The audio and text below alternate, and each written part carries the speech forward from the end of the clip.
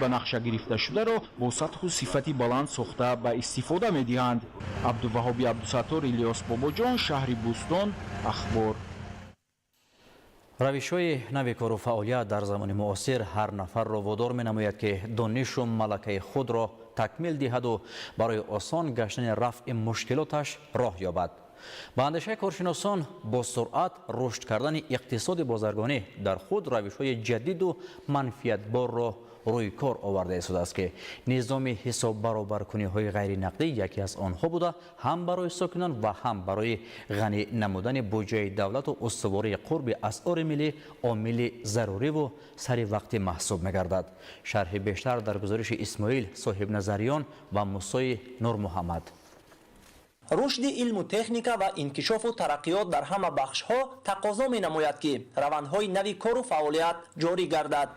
махсусан самти идоракунии иқтисоди давлат, пешбурди фаъолияти молиявӣ ва фароҳам гардонидани имконоти зарурии муомилоти пулӣ дар шароити иқтисоди бозоргонӣ, аз ҷумла амалӣ намудани низоми ҳисоббаробаркуниҳои ғайринақдӣ аз омилҳои тақвияти бахшҳои мухталифи хоҷагии халқи мамлакат ба ҳисоб меравад.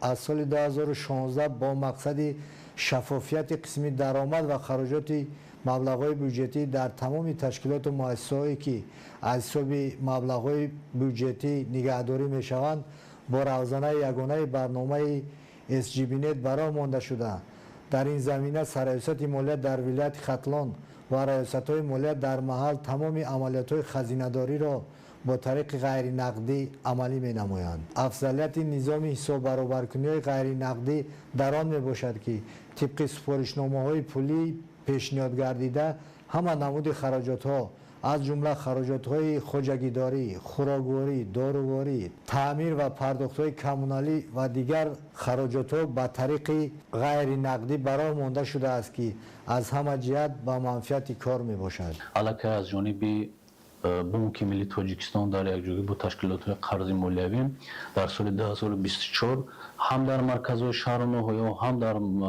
ҷамоатҳои дурдаст семинар машваратҳо дар якҷоягӣ намояндагони Банки Миллии Тоҷикистон бо ташкилотҳои қарзи молиявӣ 48 адад семинар машваратҳо гузаронида шуд.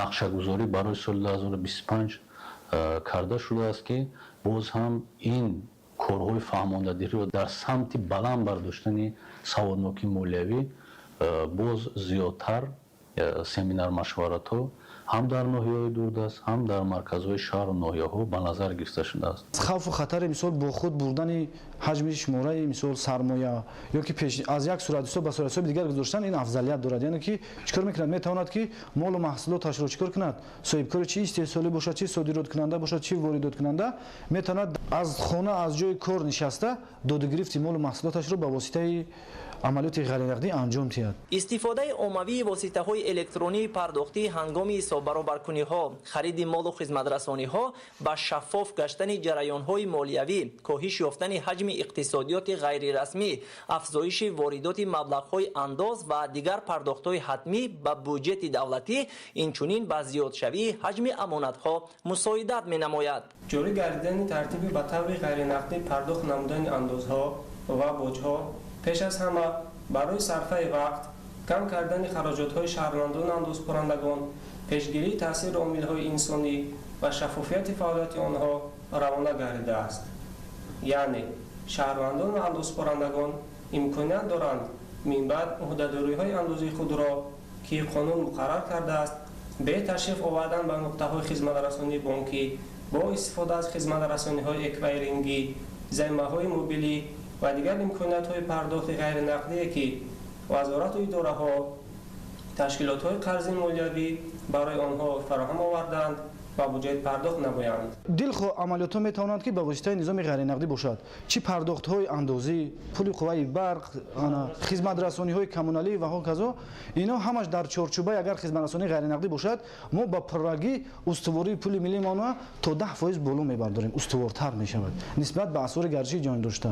таҷрибаи давлатҳои пешрафта ва натиҷаи амалишавии низоми ҳисоббаробаркуниҳои ғайринақдӣ дар кишвар собит менамояд ки ин раванд ҳамчун омили инкишофи низоми молиявӣ дар ғанӣ гардонидани бюҷети мамлакат нақши муҳим дорад. зеро истифодаи оммавии воситаҳои электронии пардохтӣ ҳангоми ҳисоббаробаркуниҳо, хариди молу хизматрасониҳо ба шаффоф гаштани ҷараёнҳои молиявӣ, коҳиш ёфтани ҳаҷми иқтисодиёти ғайрирасмӣ, афзоиши воридоти маблағҳои андоз ва дигар пардохтҳои ҳатмӣ ба бюджети давлатӣ, инчунин ба зиёдшавии ҳаҷми амонатҳо мусоидат менамояд. идомаи ахбор. бо мақсади таъмини бехатарии ҳаракати воситаҳои нақлиёт, мусофиркашонӣ бо низом ва риояи қоидаҳои ҳаракат дар роҳ дар вилояти Хатлон тадбирҳои назоратӣ амалӣ мегарданд. гузориш дар ин хусус. раёсати хадамоти давлатӣ назорат ва танзим дар соҳаи нақлиёт дар минтақаи Бохтар барои беҳтар намудани низоми нақлиётӣ ва мусофиркашонӣ дар шаҳр чорабиниҳои назоратиро ба роҳ мондааст. дар доираи ин тадбирҳо рейдҳои муштарак бо мақсади санҷиши риояи талаботи қонунгузорӣ дар соҳаи нақлиёт гузаронида шуданд. дар ҷараёни ин рейдҳо ки бо иштироки намояндагони мақомоти дахлдор сурат гирифт, наздик ба 30 ҳолати қонунвайронкунӣ сабт гардид. қонунвайронкуниҳо асосан дар самтҳои зерин ошкор шуданд ки ин набудани ҳуҷҷатҳои зарурӣ барои фаъолияти нақлиётӣ, риоя накардани талаботи қоидаҳои ҳаракат дар роҳ, беэътиноӣ ба стандартҳои мусофиркашонӣ аз ҷониби баъзе ронандагон ва ширкатҳо ва дигар камбудиҳо арзёбӣ гардид. масъулини раёсати хадамот изҳор доштанд ки чунин рейдҳо бахши муҳими назорат ва танзими соҳаи нақлиёт мебошад. ин тадбир имкон медиҳад ки ҳолати риоя накардани талаботи қонун пешгирӣ гардида сатҳи хизматрасониҳои нақлиётӣ барои шаҳрвандон беҳтар шавад. дар шаҳри Бохтар рейди муштарак заронда шуд. қонунвайронкуниҳое ки дар ин самт аз ҳисоби ҷамъиятҳои мусофиркашонӣ ошкор карда шуд, нисбати ронандагон бо моддаҳои 510 қисми 2 ва 511 қисми 1 протоколҳои вайронкунии маъмурӣ тартиб дода барои баррасӣ ба судҳои шаҳру ноҳияҳо ирсол карда мешавад. дар идомаи ин тадбир шахсоне ки қонунвайронкуниҳо содир намуданд, нисбаташон чораҳои зарурии маъмурӣ андешида шуд. ҳамзамон бо роҳбарони ширкатҳои нақлиётӣ ва ҷамъиятҳои марбут вохӯриҳо гузаронида шуд. барои такмили сифати хизматрасонӣ тавсияҳо пешниҳод гардиданд. дар вақти санҷиш муайян шуд ки ронандаҳои воситаҳои нақлиёте ки дар ширкатҳо ва ҷамъиятҳо тааллуқ доранд, ин аз надоштани шарта талаботҳои қарори ҳукумати ҷумҳурии Тоҷикистон мешавад ки насб кардани нишони ҷамъиятҳо ки вобаста ба ҳар як хизматрасоне ки муштариён аз ронандаҳои воситаҳои нақлиёт муайян менамоянд ки кадом ширкатҳо ва хизматрасонӣ мекунанд. мо имрӯз ҳамин назоратро дар ин самт ба ҳам хотир пеш бурда истодаем ки аксарияти воситаҳои нақлиёт беномри қайди силсилаи зарди ТТ фаъолият карда истоданд ки баҳри пешгирии мо онҳоро ҷалб менамоем ки рафта қарори ҳукуматро амалӣ намуда номерои зарди силсилаи зарди ТТ-ро гирифтаву ба мизоҷон хизматрасонӣ дар ин самт ба роҳ монанд. ҳадафи асосии ин чорабиниҳо баланд бардоштани бехатарии ҳаракат дар роҳҳо, беҳбуд бахшидани сифати хизматрасониҳои нақлиётӣ ва таъмини қонуният дар соҳа мебошад. масъулин изҳор медоранд ки чунин рейдҳо минбаъд низ дар шаҳрҳои дигари минтақа низ баргузор хоҳанд шуд. бояд гуфт ки ин чораҷӯиҳо як қадами муҳиме дар самти танзими дурусти низоми нақлиётӣ ба ҳисоб рафта барои таъмини амнияти мусофирон ва ронандагон аҳамияти бузург дорад. маҳмараҷаб абдуллозода давлати файзулло, шаҳри Бохтар, барои барномаи ахбор.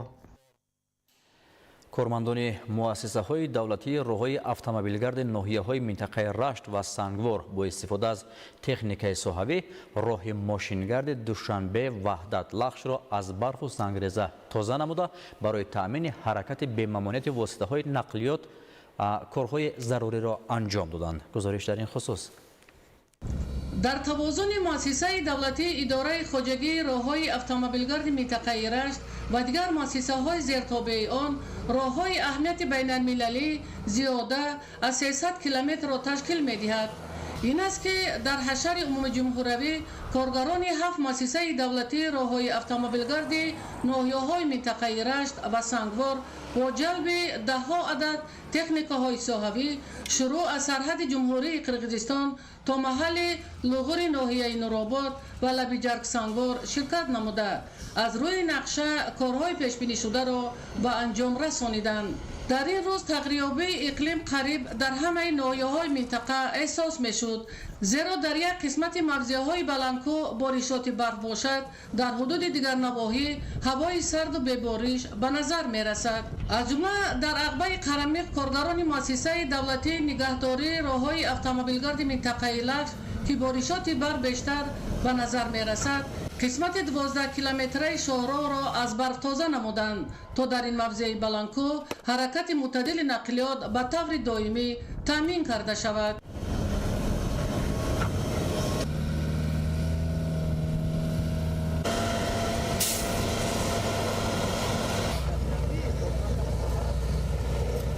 در ناحیه لخش دو مؤسسه دولتی نگهداری راه‌های اتومبیلگرد عمل می‌کند که نگاهبین 114 کیلومتر راه‌های اتومبیلگرد بین المللی را به ذمه داشته.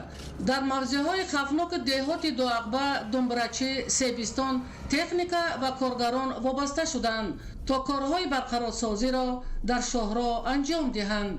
طبق سفارش وزارت نقلیات جمهوری تاجیکستان در تمام جمهوری شنبگی اونجوری اعلام کرده شد که در مؤسسه دولتی نگهداری اتومبیل ناحیه لخش نیز برای بخش به شنبگی امروزه یک قطار کارها به انجام رسانده شد. از جمله تخت هموار نامدن کنار را با واسطه автоگریدر، تازه نامدن کنار را از سیلوارت‌ها، سنگریزه‌ها و لغزش‌ها با واسطه بلاک‌نک فرونتالی و همچنین پوشیدن مواد ضدیتی در تمام راه‌ها با واسطه اتوماشین خوب‌افراد دولان برآمده مانده شده است.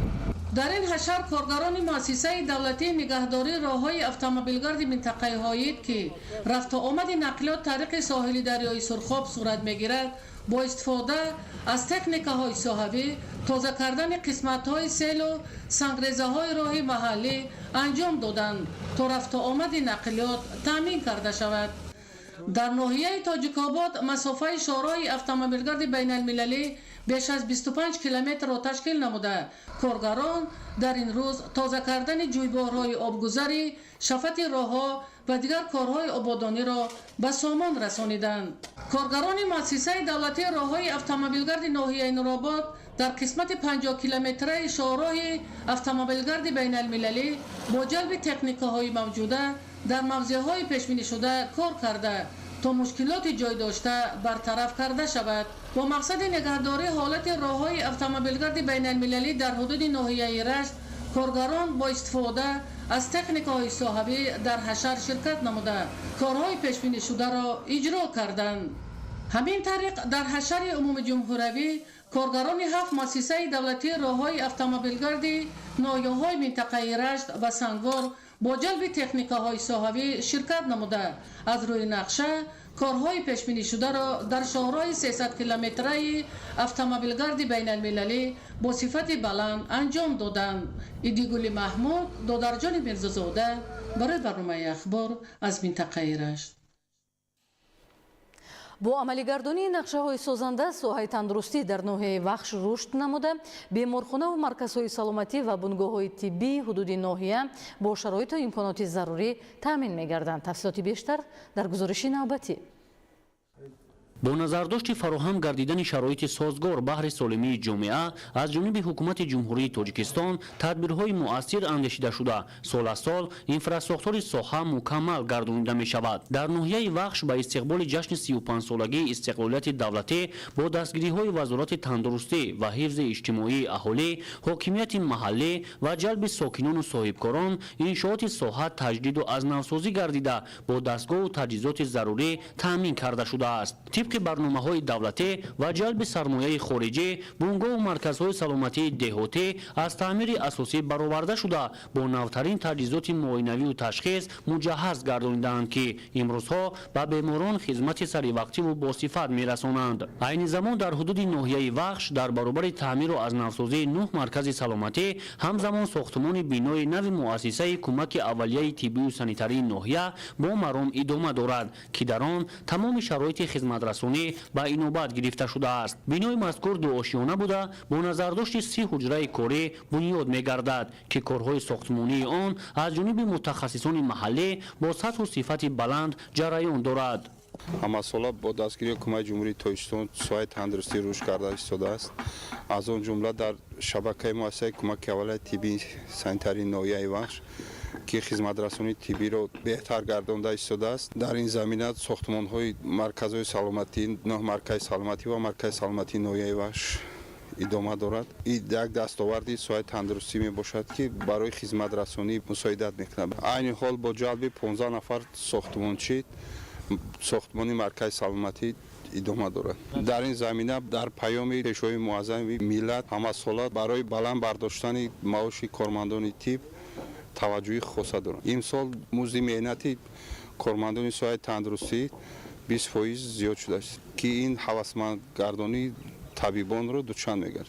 بیمارخانه مرکزی ناحیه وخش با دستور و سپارش‌های پیشوای ملت محترم امامعلی رحمان پورا تعمیر و از نوسازی گردیده با پیشرفته‌ترین تجهیزات تشخیص و طبابتی مجهز گردانده شده است که این امکان می‌دهد بیماران را سر وقت و به مشکلی به طبابت فرا گیرند. بیمارخانه از 13 شعبه بستر کنونی عبارت بوده، سطح خدمت رسانی با استفاده از دستگاه‌های زمانوی بهتر و خوبتر گردیده است.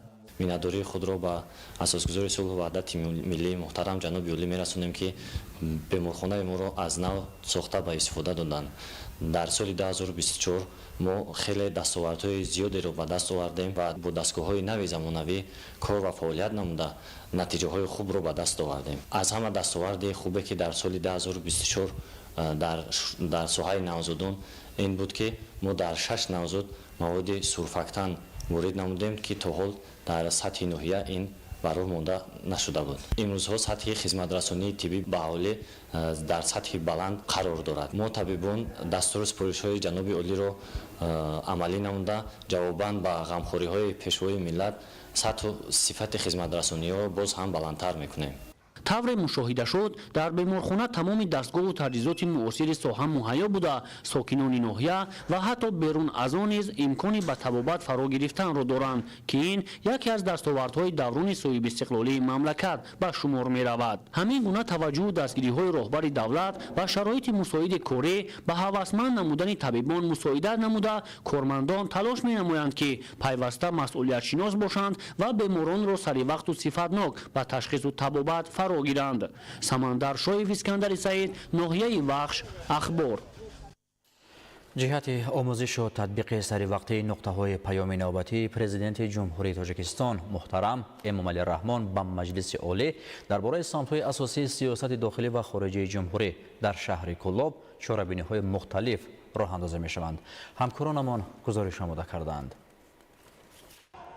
جهت آموزش و شرح و توضیح نقطه‌های پیام راهنمونساز پیشوای ملت محترم امامعلی رحمان با تشبث مقامات اجرایی حاکمیت دولتی شهر کلاب در اساس نقشه چاره‌بینی‌های تأسیس گردیده میان قشرهای گوناگون جامعه به طور منتظم چاره‌بینی‌های مقصدناک فهماندهی عملی کرده می‌شود. پیام پیشوا پیک سعادت‌های فردای ماست. تحت همین عنوان در شهر کلاب این نوبت با اشتراک نمایندگان مقامات اجرایی حاکمیت دولتی و اهل آموزگاران و راهبران مؤسسه‌های تعلیمی و کارمندان شعبه معارف چاره‌بینی آموزشی دایر به شرح نقطه‌های پیام راهبر دولت برگزار گردید. ضمن برآمد اشتراکداران وابسته به توجه مخصوص حکومت مملکت خاصه پیشوای ملت محترم امامعلی رحمان به ساحه علم و معارف و در همین زمینه دوره به دوره فراهم گردیدن شرایط معاصر تحصیلات در مؤسسه‌های تعلیمی و رشد باثبات ساحه معروضه‌ها پیشنهاد نمودند. پرزیدنت جمهوری تاجیکستان پیشوای ملت محترم امامعلی رحمان در پیام خود به مجلس عالی مملکت با مقصد باز هم بهتر نمودن سطح نیکوحوالی مردم کشور و تقویت بخشیدن حفظ اجتماعی اهالی تاکید نمودند که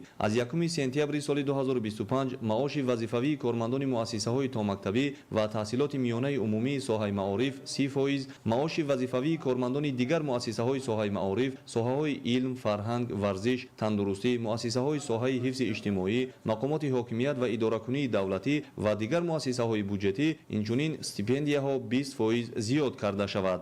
در روند چاره‌بینی تذکر داده شد که با شرافت پایداری استقلالیت دولتی و عملی شوی هدف و برنامه‌های مکمل حکومت کشور در تمام قلمرو جمهوری بنیاد مؤسسه‌های نو و زمانوی و جوابگوی طلبات سطحی بین‌المللی زیاد گردیده این روند تحت توجه بواسطه راهبر دولت با سرعت جریان دارد. ما کارمندان ساحه معارف وظیفه داریم که به خاطر پیشرفت دولت صاحب استقلالمان، آبادی وطن اجدادیمان منتظم بهتر گردیدن سطح و صفت دانش خوانندگان و زندگی هر یک خاندان مردم شرفمند تاجیکستان همیشه سعی و تلاش نماییم. ما آموزگاران پیام راهبر دولت را در فعالیت همه‌روزه خود همچون راهنما و دستور عمل دانسته نسل نورس را در روحیه وطن دوستی و سازندگی تربیت می‌نماییم.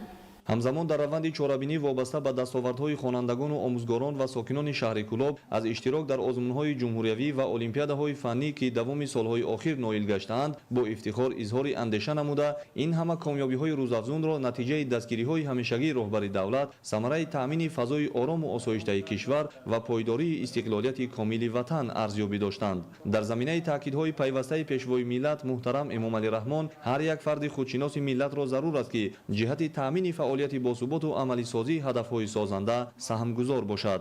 Олим Носирзода, Хуршеди Нодирхон, шаҳри Кӯлоб, Ахбор. پیام پرزیدنت جمهوری تاجیکستان پیشوای ملت محترم امامعلی رحمان با مجلس عالی جمهوری تاجیکستان راهنما و برنامه و نقشه آبادکارانه و سازنده مملکت محسوب می‌یابد. در شهر وحدت جهت آموزش و تطبیق نقطه‌های پیام نوبتی پرزیدنت جمهوری تاجیکستان پیشوای ملت محترم امامعلی رحمان با مجلس عالی همایش دایر شد. گزارش در این خصوص.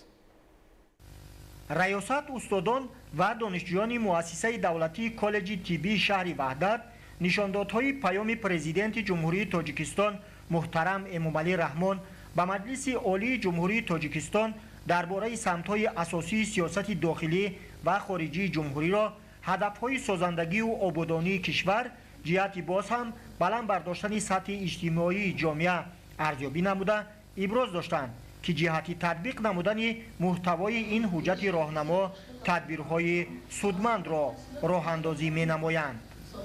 ارائه گردید که پیام‌های همه‌ساله راهبر دولت همچون حجت راهنما فراگیر برای رشد ساحه‌های اقتصادی و اجتماعی مملکت نگرانیده شده باشد آن همچون عامل مهمی تحکیم دولتداری ملی و استقلال دولتی برای اهل جامعه خدمت می نماید. در پیام پرزیدنت جمهوری تاجیکستان به مجلس عالی رشد ساحه‌های اجتماعی، اقتصادی، علم و معارف و فرهنگ همچون سمت‌های افضلیتناک معین گردیده است. با تاکید سرور دولت تطبیق هدف‌های استراتژی از جمله رشد اقتصادی رقمی، اینوواسیا، صنعتی‌کنی با سرعت، بهتر کردن شرایط زیست مردم و بلند برداشتن سطح معرفت‌ناکی جوانان از وظیفه‌های مهم و سریوقتی به شمار می‌رود. در پیام ارائه گردید که امروز در ساحه معارف مملکت 8 برنامه دولتی و 2 استراتژی درازمدت تطبیق شده ایستاده است که به رشد انکشاف تعلیم و تربیت، عملی‌گردانی اصلاحات ساحه، دستگیری مکتب و آموزگار، تألیف کتاب‌های درسی نسل نو و تکمیل مضمون مندرجه تحصیلات مساعدت می‌نماید. برای از بر نمودن علم و دانش و فراگیری جوانان به اختصاص‌های انتخاب نموده در مؤسسه دولتی کالج طبی شهر وحدت با توجه از دستگیری‌های حکومت جمهوری تاجیکستان شرایط مساعد و ارزنده دانش آموزی فراهم آورده شده است.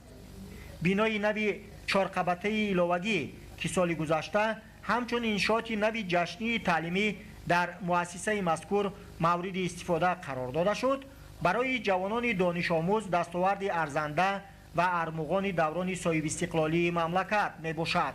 اساسگزار صلح و وحدت ملی، پیشوای ملت، پرزیدنت جمهوری تاجیکستان محترم امامعلی رحمان در هر یک پیام خود به ما جوانان تاکید می نمایند که هر یکی ما به قدر وقت و دوره زودگذر جوانی رسیم. دائم در تلاش علم و دانش آموزی و از خود نمودن کسب و هنر باشیم. بیشتر کتاب خوانیم، دانشمند شویم. زبان پاکیزه و آداب معاشرتی بلند داشته باشیم. آینده دولت را صاحبی کرده استقلال و آزادی وطن محبوبمان تاجیکستان را حفظ نماییم. آن را تکمیل بخشیم و آبروی و منزلت دولت تاجیکان را در عرصه بین المللی باز هم بلند برداریم. ما دانشجویان منتداری خود را به اساسگذاری صلح و وحدت ملی پیشوای ملت پرزیدنت جمهوری تاجیکستان محترم امامعلی رحمان میرسانیم که برای آموزش ما جوانان همه گونه شرایط ها را مهیا ساخته است. ما طبیبان آینده پیام پیشوا را سرمشق کاری خود دانسته وعده می‌دهیم درس‌های خود را در سطح بلند از خود نموده در آینده متخصص خوب شده به خلق و وطن و پیشوای خود از صدق دل صادقانه خدمت نماییم. نوگانی و نوآوری که از جانب رهبریت مؤسسه دولتی کالج طبی شهر وحدت پیوسته در مؤسسه مذکور راه اندازی کرده می شوند بازگوی آن است که جوانان نسل آینده سازی مملکت در زمینه نشاندادهای پیام سالانه پرزیدنت جمهوری تاجیکستان محترم امامعلی رحمان دانش مکمل و زمانوی گرفته در روحیه خودشناسی ملی تربیت یافته آینده همچون کادرهای صاحب اختصاصی ساحه تندرستی گردیده بهر سالمی جامعه سهم ارزنده می‌گذارند. محمد علی عبدالکریم، شهباز غلامزاده، وحدت اخبار. در منطقه اماسون سپیرو چرخبال کارمندان مقامات پلیس سقوط کرد که سبب زخمی شدن 11 کارمند این نهاد گردید. شماره هلاک شدگان بر اثر سوختور بیش از دور در منطقه های گوناگون شهر لس آنجلس شتات های متحده امریکا به 27 نفر رسیده 26 کس دیگر بنشان شدند. در تانزانیا از تبلرزه ماربورگ 8 نفر به هلاکت رسیده 10 کس دیگر به این ویروس گرفتار شده در بیمارخانه ها بستری کرده شدند. شرح بیشتر خبرها. шумораи ҳалокшудагон бар асари сӯхтори бешазор дар минтақаҳои гуногуни шаҳри лос анҷелоси штати калифорнияи иёлоти муттаҳидаи амрико ба 27 нафар расида 26 каси дигар дар рӯйхати бенишонгаштагон шомиланд. аз ин сабаб эҳтимол теъдоди ҳалокшудагон афзоиш ёбад. давоми 2 ҳафта мешавад ки дар минтақаҳои алоҳидаи шаҳри лос анҷелоси иёлоти муттаҳидаи амрико сӯхтори ҷангал қатъ намегардад. ҳолати мураккаб дар минтақаи палисед ва итон ба қайд гирифта шудааст. алангаи оташ беш аз 17 000 гектар масоҳати ҷангалро фаро гирифта зиёда аз 12 300 бинои истиқоматӣ ва садҳо нақлиётро нобуд кард. ҳолати пешомада боиси бесарпаноҳ мондани садҳо нафар гардид. кормандони хадамоти дахлдор иброз медоранд ки ба паҳн гардидани сӯхтори ҷангал вазиши шамол боис мегардад. дар робита ба ин кормандони хадамоти дахлдор сокинони чанд минтақаро ба ҷойҳои бехавф мекушонанд. ҳамчунин давоми 2 ҳафта мешавад ки аҳолии як қатор минтақаҳои қисми ҷанубии штати калифорния аз истифодаи барқ маҳруманд. мақомдорони иёлоти муттаҳидаи амрико сӯхтори ҷангалро дар таърихи кишвар харобиовартарин унвон намуданд.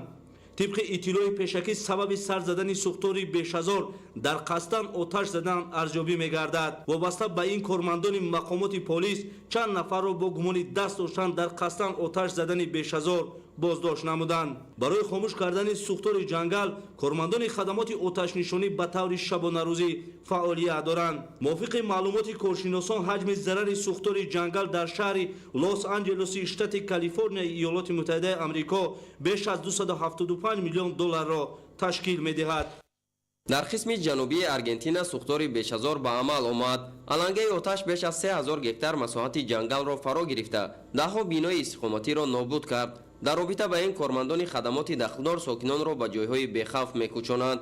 سوختار خطای انتقال نیروی برق را کارنشین کرده ساکنان چند منطقه از استفاده برق محروم گردیدند. همچنین دود غلیظ سوختار جنگل به منطقه‌های اهالی‌نشین پهن گردیده ساکنان را به مشکلی دچار نموده است. وابسته به این کارمندان خدمات دخلدار به ساکنان توصیه دادند که در و ترزه‌هایشان را نکشایند و به ضرورت از منزل‌های استقامتیشان نبرایند. برای خاموش نمودن سوختار کارمندان خدمات آتش نشانی با تکنیک‌های مخصوص فعالیت دارند. در تانزانیا از تبلرزه ماربورگ 8 نفر به هلاکت رسیده 10 کس دیگر به این ویروس گرفتار شده در بیمارخانه‌ها بستری‌اند. با معلومات نمایندگان وزارت تندرستی عمومی جهانی بیشتر سرایت شدگان این ویروس در منطقه کاگیرا به قید گرفته شده است. نشانه‌های تبلرزه ماربورگ بلند گردیدن حرارت بلند، دردسر و درونروی میباشد. وابسته به این در منطقه کاگیرا کارمندان ساحه طب جهت پیشگیری از پنه‌شوی ویروس مذکور ساکنان را اعلام میکنند. ба сокинон тавсия дода шудааст ки без зарурат аз манзилҳои истиқоматиашон набароянд ва аз ниқобҳои муҳофизатии тиббӣ истифода баранд. ёдовар мешавем ки соли 2005 дар Ангола аз табларзаи марг 329 нафар фавтида буданд.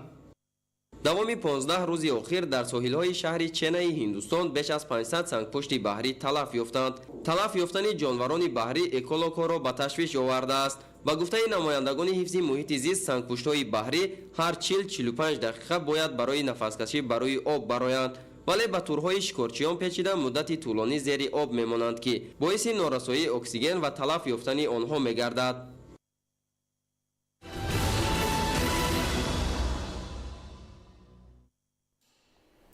ҳамасола 22 январ рӯзи таъсиси хадамоти гумруки назди ҳукумати ҷумҳурии Тоҷикистон таҷлил мегардад. Ба ин муносибат дар Донишгоҳи давлатии тиҷоратии Тоҷикистон таҳти унвони рушди институтсионалии фаъолияти гумрукӣ дар шароити муосир конференсияи илми амалӣ баргузор гардид.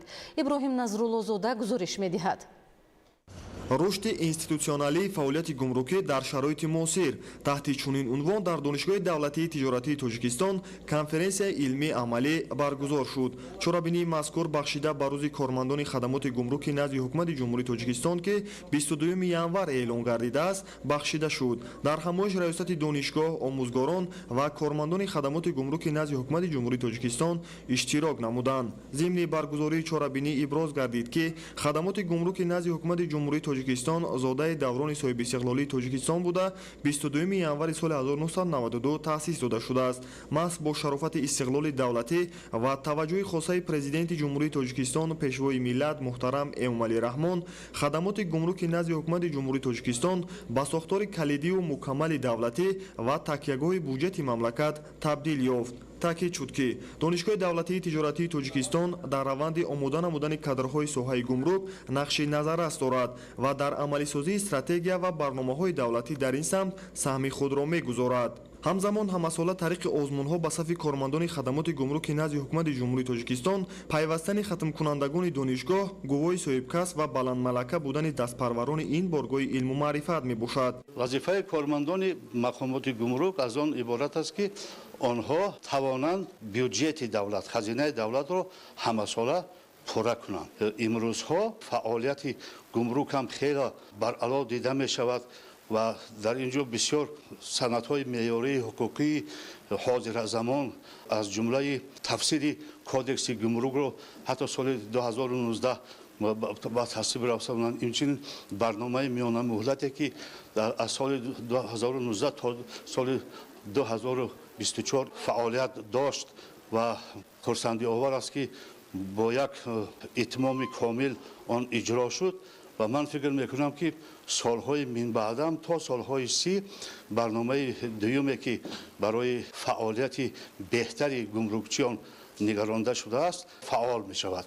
маврид ба таъкид аст ки хадамоти гумрук дар ғанӣ гардонидани буҷети давлатӣ яке аз ниҳодҳои калидӣ маҳсуб ёфта нақши он дар самти танзими фаъолияти иқтисодии хориҷии ҷумҳурӣ муҳим аст. таъмини амнияти иқтисодии мамлакат рисолати асосии хадамоти гумруки назди ҳукумати ҷумҳурӣ буда ин рӯ ҳамчун мақомоти ҳифзи ҳуқуқ фаъолият намуда дар рушди соҳаҳои иқтисодиву иҷтимоии кишвар таъсиррасон мебошад. рисолати хадамоти гумрук ҳамчун мақомоти ҳифзи ҳуқуқ бар мубориза бар зидди қонуншиканиҳои гумрукӣ ва қочоқи молу маҳсулот, ҷилавгирӣ аз гардиши ғайриқонунии маводи мухаддир, яруқи оташфишон, аслиҳа, ҳифзи сарватҳои моддиву фарҳангӣ ва назорат аз болои содироти молҳои муҳими дорои аҳамияти стратегӣ нигаронида шудааст.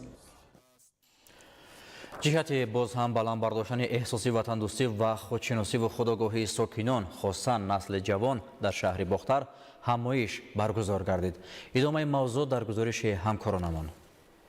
дар шаҳри Бохтар вохӯрӣ ва мулоқоти роҳбарияти раёсати вазорати корҳои дохилӣ дар вилояти Хатлон бо ҷавонони фаъоли шаҳру ноҳияҳои минтақаи Бохтар баргузор гардид.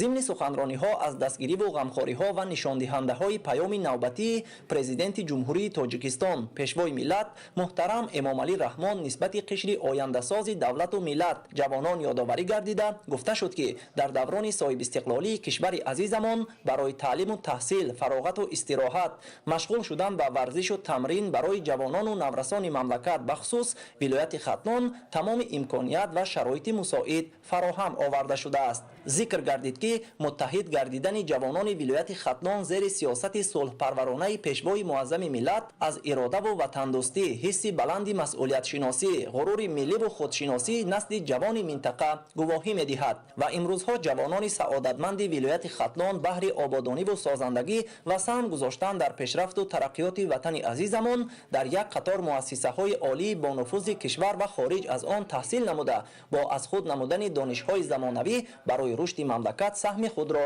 гузошта истоданд. ҳамчунин зикр гардид ки ҳадафи асосии баргузории мулоқот ин ҷалби ҷавонони фаъол ҳамчун нерӯи пешбарандаи ҷомеа ва созандагони миллат баҳри нигаҳдории солимии оилаҳо ва ҷомеа, тарғиб намудани дастовардҳои замони истиқлоли давлатӣ, бурдани корҳои фаҳмонидадиҳӣ байни наврасону қишрҳои осебпазир ҷиҳати аз байн бурдани падидаҳои халалдоркунандаи манфиатҳои давлату миллат ва суботу оромӣ, аз ҷумла коҳиш додани шиддати ҷинояткорӣ байни ноболиғону ҷавонон, решакан намудани ифротгароӣ ва хурофотпарастӣ, хотима бахшидан ба содирнамоии ҳаракатҳои тахрибкорона дар дохил ва хориҷи кишвар мебошад. бо ин мақсад иброз гардид ки ҷиҳати ноил шудан ба ҳадафҳои зикргардида бояд ҷавонони фаъол ҳарчи бештар ҳамкориро бо мақомоти милитсияи вилоят тақвият дода дар солимии хонаводаҳо, баланд бардоштани маърифати ҳуқуқии наврасону ҷавонон, аз байн бурдани падидаҳои номатлуб дар байни наврасону баъзе ҷавонони ноогоҳ,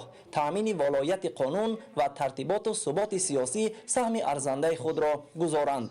дигар иштирокчиёни вохӯрӣ низ баромад намуда бо ироаи дархосту пешниҳодҳо ҷиҳати ба роҳ мондани механизми нави корбарӣ бо ҷавонон, самаранок гардонидани корҳои профилактикӣ ва фаҳмонидадиҳӣ, роҳандозӣ намудани роҳу усулҳои нави таъсиррасон бо қишрҳои осебпазири ҷомеа таклифҳо намуданд. илова бар ин насли ояндасоз иброз доштанд ки дар навбати худ бо таҳсили намунавӣ ва кору пайкори созанда дар рушду гулгулшукуфоии Тоҷикистони соҳибистиқлол саҳми арзандаи худро мегузоранд.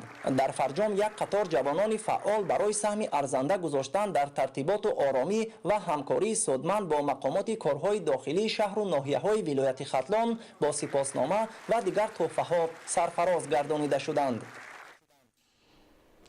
дар шаҳри Конибодон бо мақсади беҳтар гардонидани ҳолати мелиоративии заминҳои корами обӣ ва рӯёнидани ҳосили фаровон дар мавсими нав тадбирҳои муҳим амалӣ мешаванд. гузориши Собир Аюбӣ ва Саҳбон Қурбонов.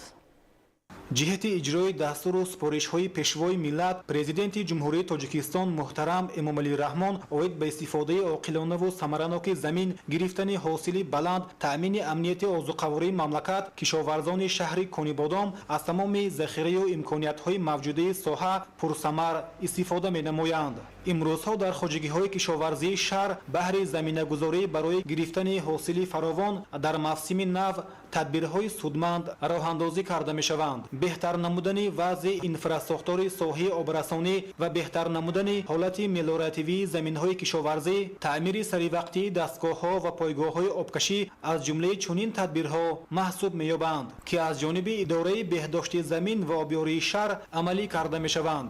ҷиҳати саривақт ва босифат таъмин намудани хоҷагиҳои деҳқонӣ бо оби полизӣ дар мавсими нав, омодасозии хатти шабакаҳои обёрӣ бо истифода аз техникаву механизмҳои идора, маъракаи тозакунии заҳбуру заҳкашҳо, каналу ҷӯйборҳо ки яке аз тадбирҳои муҳими агротехникӣ маҳсуб меёбад, бо маром ҷараён дорад. айни замон барои беҳтар шудани ҳолати мелиоративии заминҳои кишоварзӣ, миробҳо 4 адад экскаваторҳоро барои тоза кардани заҳкашу заҳбурҳои хоҷагиҳо самаранок истифода мебаранд. мавриди тазаккур аст ки заминҳои корами обии Конибодон ҳосилхез буда, баъди тоза кардани каналу заҳбурҳо ҳолати мелиоративии заминҳо хуб гардида, аз онҳо зиёда аз 2-3 ҳосил ба даст оварда мешавад. ҳозир мо ҳаракат карда истодаем ки ҳамаи каналу заҳбурҳои тоза намуда, аз лойқа тоза намуда ба мавсими обёрӣ 2025 тайёрӣ дида истодаем. 25000 кубометр нақшаи тоза кардани канала 32000 куб тоза намудем ки ин 130%-ро ташкил медиҳад. ҳамаи иншоотҳои обрасонии дар муовизани идораи давлатии беҳдошти замин будаги 190 донаро ташкил медиҳад. ҳозир таъмир карда истодаем. در اداره دولتی بهداشت زمین زیاده از 25000 زمین های آبیاری ما حرکت میکنیم که همه زمین ها رو با آب تامین با آب پالیزی تامین نماییم. ما حاضر با 8 اساسات ایسوبرین آب شرطنامه بسته، شرطنامه سه طرفه بسته، شرطنامه بندی دوام داده شده است. 4 اکسکاواتور حاضر کانال کلانی فرغانه را تازه کرده شدند. با کانال کلانی فرغانه تازه کردن دوام داده شده است. مکانیزم حاضر کار کرده است. تا 20 فوریه ما حرکت میکنیم که همه انشاءات های آبیاری را با موسم آبی سال 25 آماده نماییم. همزمان با دستگیری مقامات اجرایی حاکمیت دولتی شهر از جانب اداره دولتی بهداشت زمین و آبیاری شهر تازه‌کنی کانال کلان فرغانه که در تأمین زمین‌های کشاورزی با آب پالیزی نقش مهم می‌بازد ادامه دارد. در انجام این عمل نیک ساکنان شهر و جماعت‌های دهاتی به نام لاهوتی، رجب همرابایف، پولادان و پتر نیز طریق حشر عمومی سهم خود را می‌گذارند. باید ذکر نمود که کانال کلان فرغانه هنوز سالهای 1939-1940 به طور حشر ساخته شده. درازیش در تاجیکستان 127 کیلومتر و در حدود شهر کانیبادام 56 کیلومتر را تشکیل می‌دهد. باید گفت که کشاورزان کانیبادام دارای بیش از 9244 گکتار زمین کارم میباشند و زراعت‌های گوناگون را کش نموده در تأمین امنیت آذوقه‌واری مملکت سهمگذاری می‌نمایند. سری وقت و با صفت تازه نمودن زهبور و زهکش‌ها، آماده سازی شبکه‌های آبرسانی برای تأمین نمودن زمین‌های کشاورزی با آب زمینه خوب است برای دهقانان در رویانیدن حاصل فراوان در موسم نو. همزمان در اداره دولتی بهداشت زمین و آبیاری شهر کارها بابت تقویت اقتدار کاری شبکه‌های آبرسان در موسم کشت و کار و تعمیر و برقرار نمودن پایگاه‌های آبکشی جریان داشته جهت بهتر نمودن حالت ملوراتیوی زمین‌های کشاورزی از خودکنی زمین‌های نوی آبیاری شونده و گرفتن آب‌های ذخیروی تدبیرهای عملی اندیشیده می‌شوند. با مقصد تأمین امنیت اکولوژی و حفظ محیط زیست در مملکت برنامه‌های دولتی قبول و عملی می‌گردند که از جمله آنها برنامه دولتی کبودیزارکنی جمهوری تاجیکستان برای دوره تا سال 2040 محسوب می‌یابد. در زمینه تطبیق این برنامه در شهر و ناحیه‌های مملکت اقدام نهالشینانه راه اندازی شده. کارمندان کسب و کار گوناگون با توصیه عالمان و متخصصان ساحه کشاورزی در موضع‌های معین درختان همیشه سبز و سایه افکن و میوه دهنده شنیدند. خبرنگاران ما گزارش می‌دهند. یکی از عملهای آبادانی و سازندگی در پایتخت این شیناندن نهال و درختان سایه افکن و زیب دهنده و گل و بوته‌های آرایشی می باشد. همین است که امروزها از جانب ساختار و مقامات گوناگون پیوسته حشرهای دسته جمعانه و شیناندن نهالان همیشه سبز دایر می گردد. بهر عملی نمودن تشبث اقدام‌های سازنده و بنیادکارانه پیشوای ملت رئیس معظم حزب خلقی دموکراتی تاجیکستان محترم امامعلی رحمان برای سرسبز و خرمگردانی هر گوشه دیار و دستور رئیس شهر دوشنبه محترم رستم امامعلی جهت شیناندن درختان همیشه سبز و گسترش کارهای آبادانی و سازندگی کارمندان مسئول کمیته اجرایی مرکزی ساختارهای حزب در پایتخت اعضای فعال تشکیلات جمعیتی جوانان سازندگان وطن و نمایندگان کمیته و تشکیلات‌های حزبی حدود شهر دوشنبه در مؤسسه دولتی باغ غلبه و نگهداری جنگل زیر عنوان این وطن را سبز و خرم می‌گردانیم شماره زیادی درختان همیشه سبز و آرایشی را شناندند. در روند نهال شینانی با انتخاب نوع‌های ارچه و درختان با نظرداشت خصوصیت زیبابخشی به شهرک و محله‌ها و رعایت قاعده‌های درست آگروتکنیکی توجه بیشتر داده شد. زیر رعایت این قاعده‌ها اساس نشو و نمای خوبی منبعد ارچه‌های همیشه سبز میباشد. ضمن شناندن ارچه‌های همیشه سبز مسئولین ابراز داشتند که نهال شینانی از شمول عنعنه‌های نیک مردم سربلند تاجیک است که در گذشته هم یکی از رکن‌های مهم عنعنه‌های ملی ما محسوب می‌یافت و در قلب کودکان و نورسان حس بلند زیبایی پرستی را تلقین و تشویق می‌نمود. گفته شد که شنانیدن نگاه و بین و پرورش ارچه‌های همیشه سبز کار ثواب و عملی برای محیط اطراف سودبار محسوب می‌شود. از این لحاظ در شرایط تغییریابی اقلیم برای نگاه داشتن موازنت طبیعی табиат шиноидани арчаҳо кори муҳим арзёбӣ мешавад. ёдовар мешавем ки иқдоми мазкур имрӯз шурӯъ гардида то аввали моҳи апрели соли ҷорӣ идома меёбад ва дар доираи ин тасмим теъдоди зиёди арчаҳои ҳамешасабз ва дарахтони дигар дар тамоми қаламрави кишвар шинонида мешавад. масъулин тасмим гирифтанд ки ҳар ҳафта рӯзҳои истироҳатӣ дар маконҳои муайян гардидаи шаҳри душанбе чунин тадбирҳои ободониро созмон диҳанд ва барои зебову сарсабзии шаҳраку маҳаллаҳо ва маконҳои вобаста гардида саҳм гузоранд. ҳамзамон нигоҳубини минбаъдаи ин ниҳолонро низ кормандони сохтороҳи ҳизбӣ ба уҳда гирифтанд. дар доираи нақшаи шинонидани дарахтон дар ҳудуди шаҳри душанбе дар мавсими ниҳолшинонии тирамоҳӣ соли 2024 ва баҳории соли 2025 ки аз ҷониби раиси шаҳри душанбе муҳтарам рустам эмомалӣ вобаста ба шинонидани дарахтони ҳамешасабз ва вусъат бахшидан корҳои созандагию кабудизоркунӣ дар пойтахт тасдиқ гардидааст. аксияи ниҳолшинонӣ баргузор гардид. аксияи мазкур бо иштироки масъулин ва кормандони вазорати маориф ва илми ҷумҳурии тоҷикистон баргузор гардид ки 1400 бех дарахти ҳамешасабзи санобар шинонида шуд. ёдовар мешавем ки дар паёми президенти ҷумҳурии тоҷикистон пешвои миллат муҳтарам эмомалӣ раҳмон ба маҷлиси олии ҷумҳурии тоҷикистон 28 декабри соли 2023 таъкид гардид ки бо назардошти тағйирёбии иқлим ва бо мақсади беҳтар кардани вазъи экологии ҷумҳурӣ инчунин муҳайё намудани шароити ҳарчи бештар ва мусоидати зист барои аҳолӣ ба ҳукумати мамлакат, кумитаи ҳифзи муҳити зист ва тамоми сохтору мақомоти давлатӣ супориш дода мешавад ки барномаи мушаххаси давлатӣ оид ба кабудизоркунии мамлакатро барои давраҳои то соли 2040 қабул ва амалӣ намоянд. маврид ба таъкид аст ки бо қарори ҳукумати ҷумҳурии тоҷикистон барномаи давлатӣ оид ба кабудизоркунии ҷумҳурии тоҷикистон барои давраи то соли 2040 қабул гардид ки тибқи он дар марҳилаи якуми соли 2025-2027 дар ҷумҳурӣ беш аз 10 миллион бех ниҳолу бута шинонида мешавад. боиси зикр аст ки шинонидани дарахт нигоҳубин ва парвариши он чун анъана ва суннати нек пазируфта шуда кори савоб ва дар ин баробар амале барои табиат фоидаовар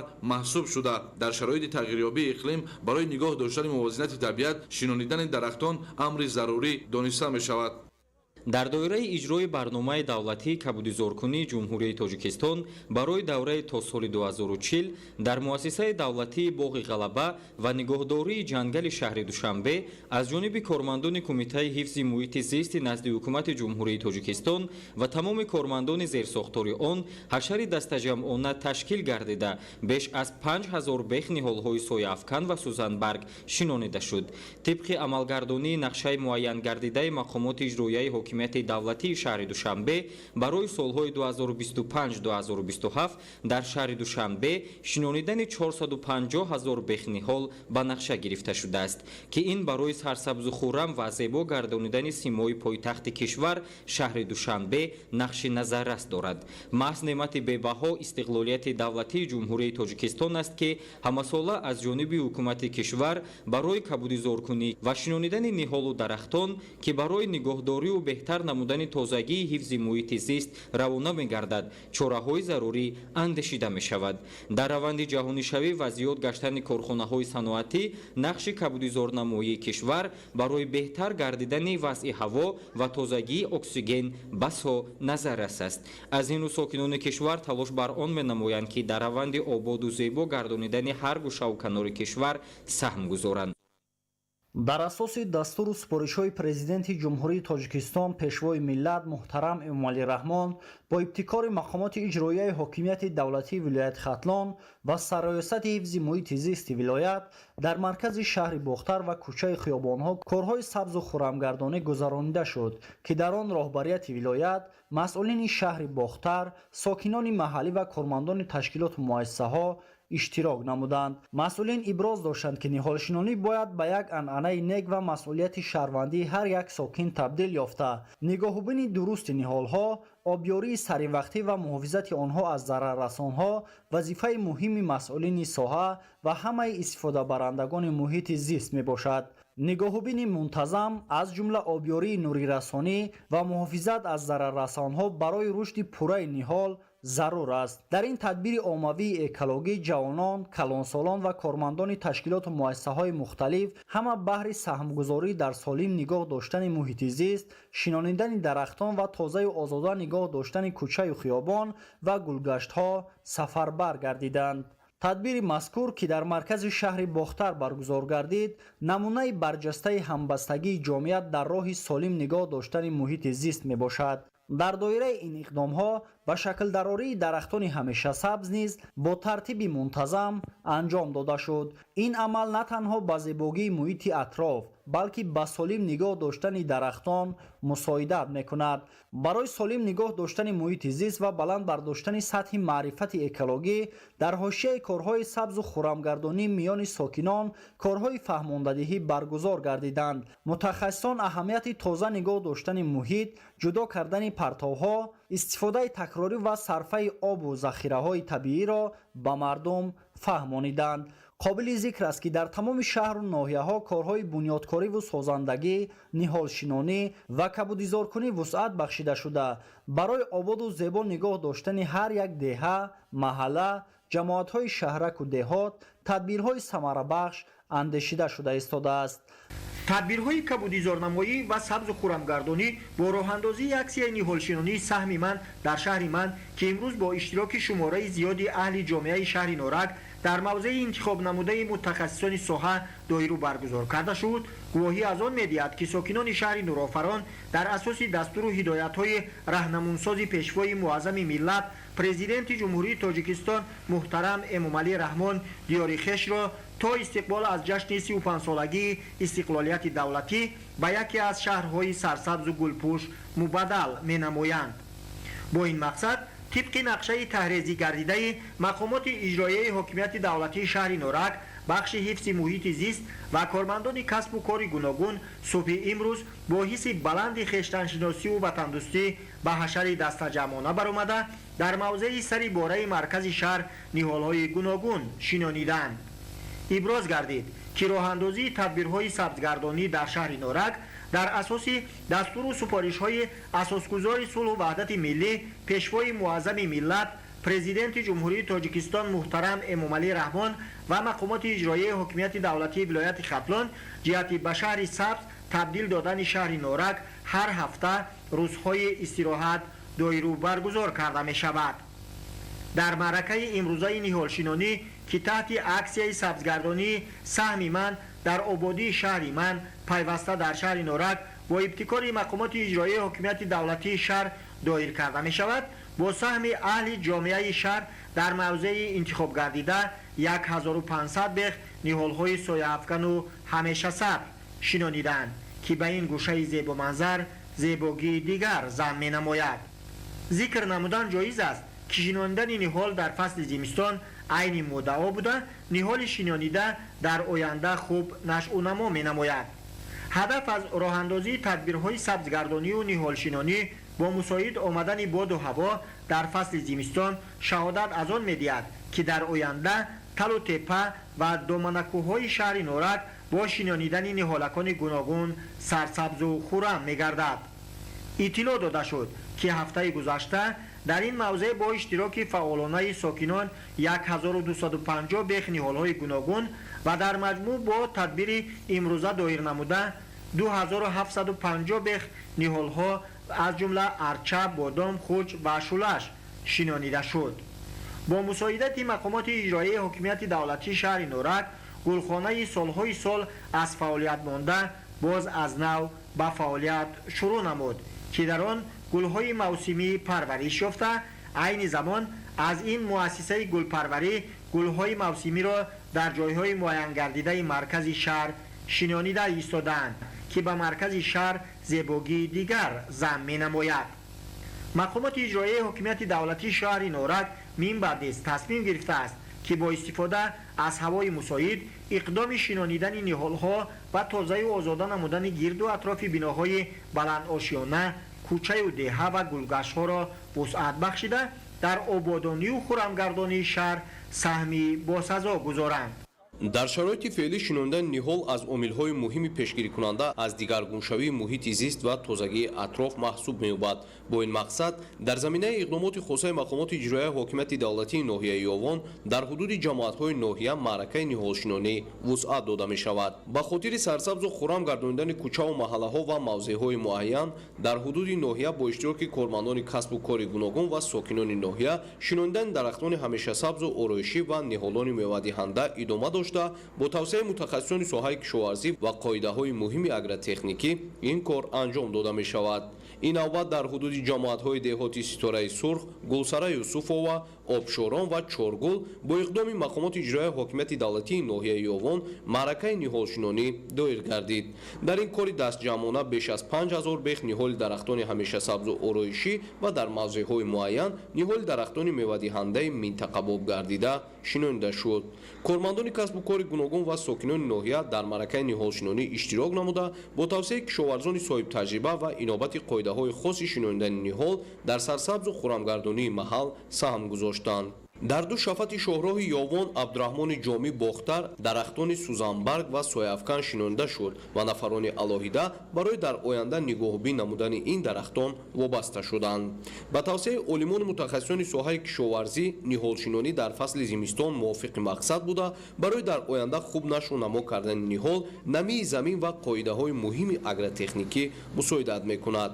қобили зикр аст ки дар баробари шинонидани ниҳолони ҳамешасабзу ороишӣ ва дарахтони мевадиҳанда ба аҳамият ва нигоҳубини дурусти ниҳол низ таваҷҷӯҳи хос равона шудааст.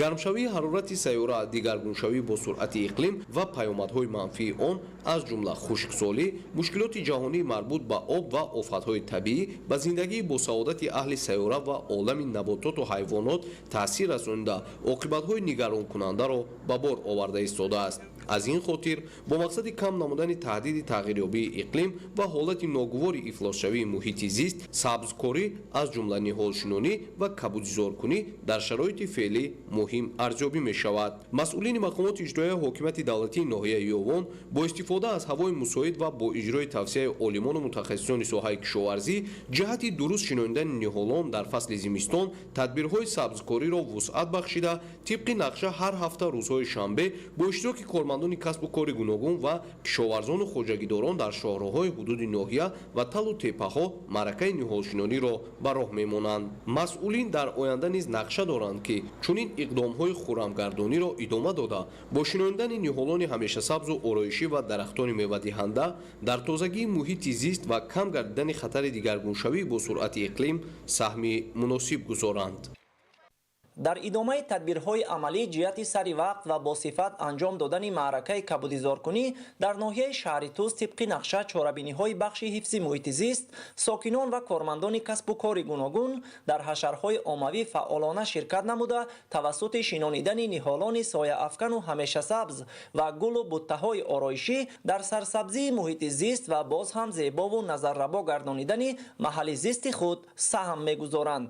имрӯзҳо бо истифода аз мавсими мусоид дар баробари бунёду барқарорсозии боғу тогзор ҳамзамон дар шафати роҳҳои мошингард, кӯчаву роҳравҳо, назди биноҳои маъмуриву хизматрасонӣ ва дигар гулгашту мавзеъҳои истироҳативу фароғатии ҳудуди ноҳия шинонидани ниҳолони ҳамешасабз ва гулу буттаҳои ороишӣ бо маром идома дорад. тадбири мазкур бо ташаббуси мақомоти маҳаллӣ ва бахши ҳифзи муҳити зист дар заминаи амалигардии барномаи давлатии кабудизоркунии ҷумҳурии Тоҷикистон барои давраи то соли 2040 ки яке аз иқдомҳои муҳими мамлакати мо дар самти ҳалли мушкилоти обу иқлим арзёбӣ мегардад, роҳандозӣ карда шудааст. ба иттилои масъулини бахши ҳифзи муҳити зист, ин мавсим дар ноҳияи шаҳри Туз шинонидани 22 000 бех ниҳолони гуногуни сояафкану ҳамешасабз ва зиёда аз 253 000 бех гулу буттаҳои рангоранги ороишӣ ба нақша гирифта шудааст, ки барои дастрасӣ ва анҷоми саривақтии маъракаи ниҳолшинонӣ дар ноҳия шароити муносиб фароҳам мебошад. ба гуфтаи ташаббускорон баҳри сарсабзии минбаъдаи ниҳолони шинонидашуда пеш аз ҳама ба интихоб ва сифати ниҳол ҳамчунин риояи қоидаҳои тавсия намудаи мутахассисон ҳангоми шинонидани он ба инобат гирифта мешавад. ساکنان ناحیه شهر توس با درک مسئولیت بلند شهروندی ابراز می‌نمایند که من بعد نیز در چنین تدبیرهای عمومی اکولوژی فعالانه شرکت کرده توسط کبودیزارکنی و تازه و آزاده نمودن اطراف منزل زیست، کوچه و راهروها نزد تشکیلات و مؤسسه‌ها و دیگر مکان‌های جمعیتی در بهداشت حفظ محیط زیست حصه مناسب خود را می‌گذارند. زیرا به گفته آنها تشکیل و گذرانیدن چنین تدبیرهای عمومی سرسبزگردانی محیط اطراف از یک طرف در زیبا و نظرربا گشتن کوچه و خیابان‌های حدود ناحیه مساعدت کند، از جانب دیگر در باطن هر یک شهروند حس زیبایی پرستی و تازه‌کاری را بیدار خواهد کرد. زیرا در رفت برگزاری همین قبیل چورابینی‌های دست جمعانه خصوصا جوانان بیشتر شرکت می‌نمایند. در دایره معرکه سبز و خرمگردانی در جماعت شهرک و دهات ناحیه دوستی امسال شنانیدن 22,000 بیخ نهال سایه افکن و همیشه سبز و زیاده از 200,000 بیخ گل و بوته‌های آرایشی به نقشه گرفته شده است. با همین مقصد در جماعت دهات جیلیکول، گردی گلمراد، دهقان‌آباد و نوری بخش با اشتراک رهبریت ناحیه، مسئولین و متخصصان بخش حفظ محیط زیست و ساکنان و فعالان اکسیه عمومی نهال شنانی برگزار کرده شد. ضمن این تدبیر اکولوژی با توصیه و راهنمایی‌های متخصصان ساحه در گلگشت و خیابان و کوچه و کنار راه‌های ماشینگرد با نظرداشت اقلیم ناحیه نهالان گوناگون همیشه سبز شنانیده شد. در ناحیه دوستی به مسئله بهداشت حفظ محیط زیست توجه مخصوص ظاهر گردیده در این سمت در حدود ناحیه خواجگی‌های مخصوصی نهال پروری و گل پروری فعالیت می‌نمایند که در برابر تامین طلبات ناحیه همزمان برای دسترسی دیگر شهر و ناحیه‌ها با نهالان گوناگون در موسم کبودیزارکنی مساعدت می‌نمایند.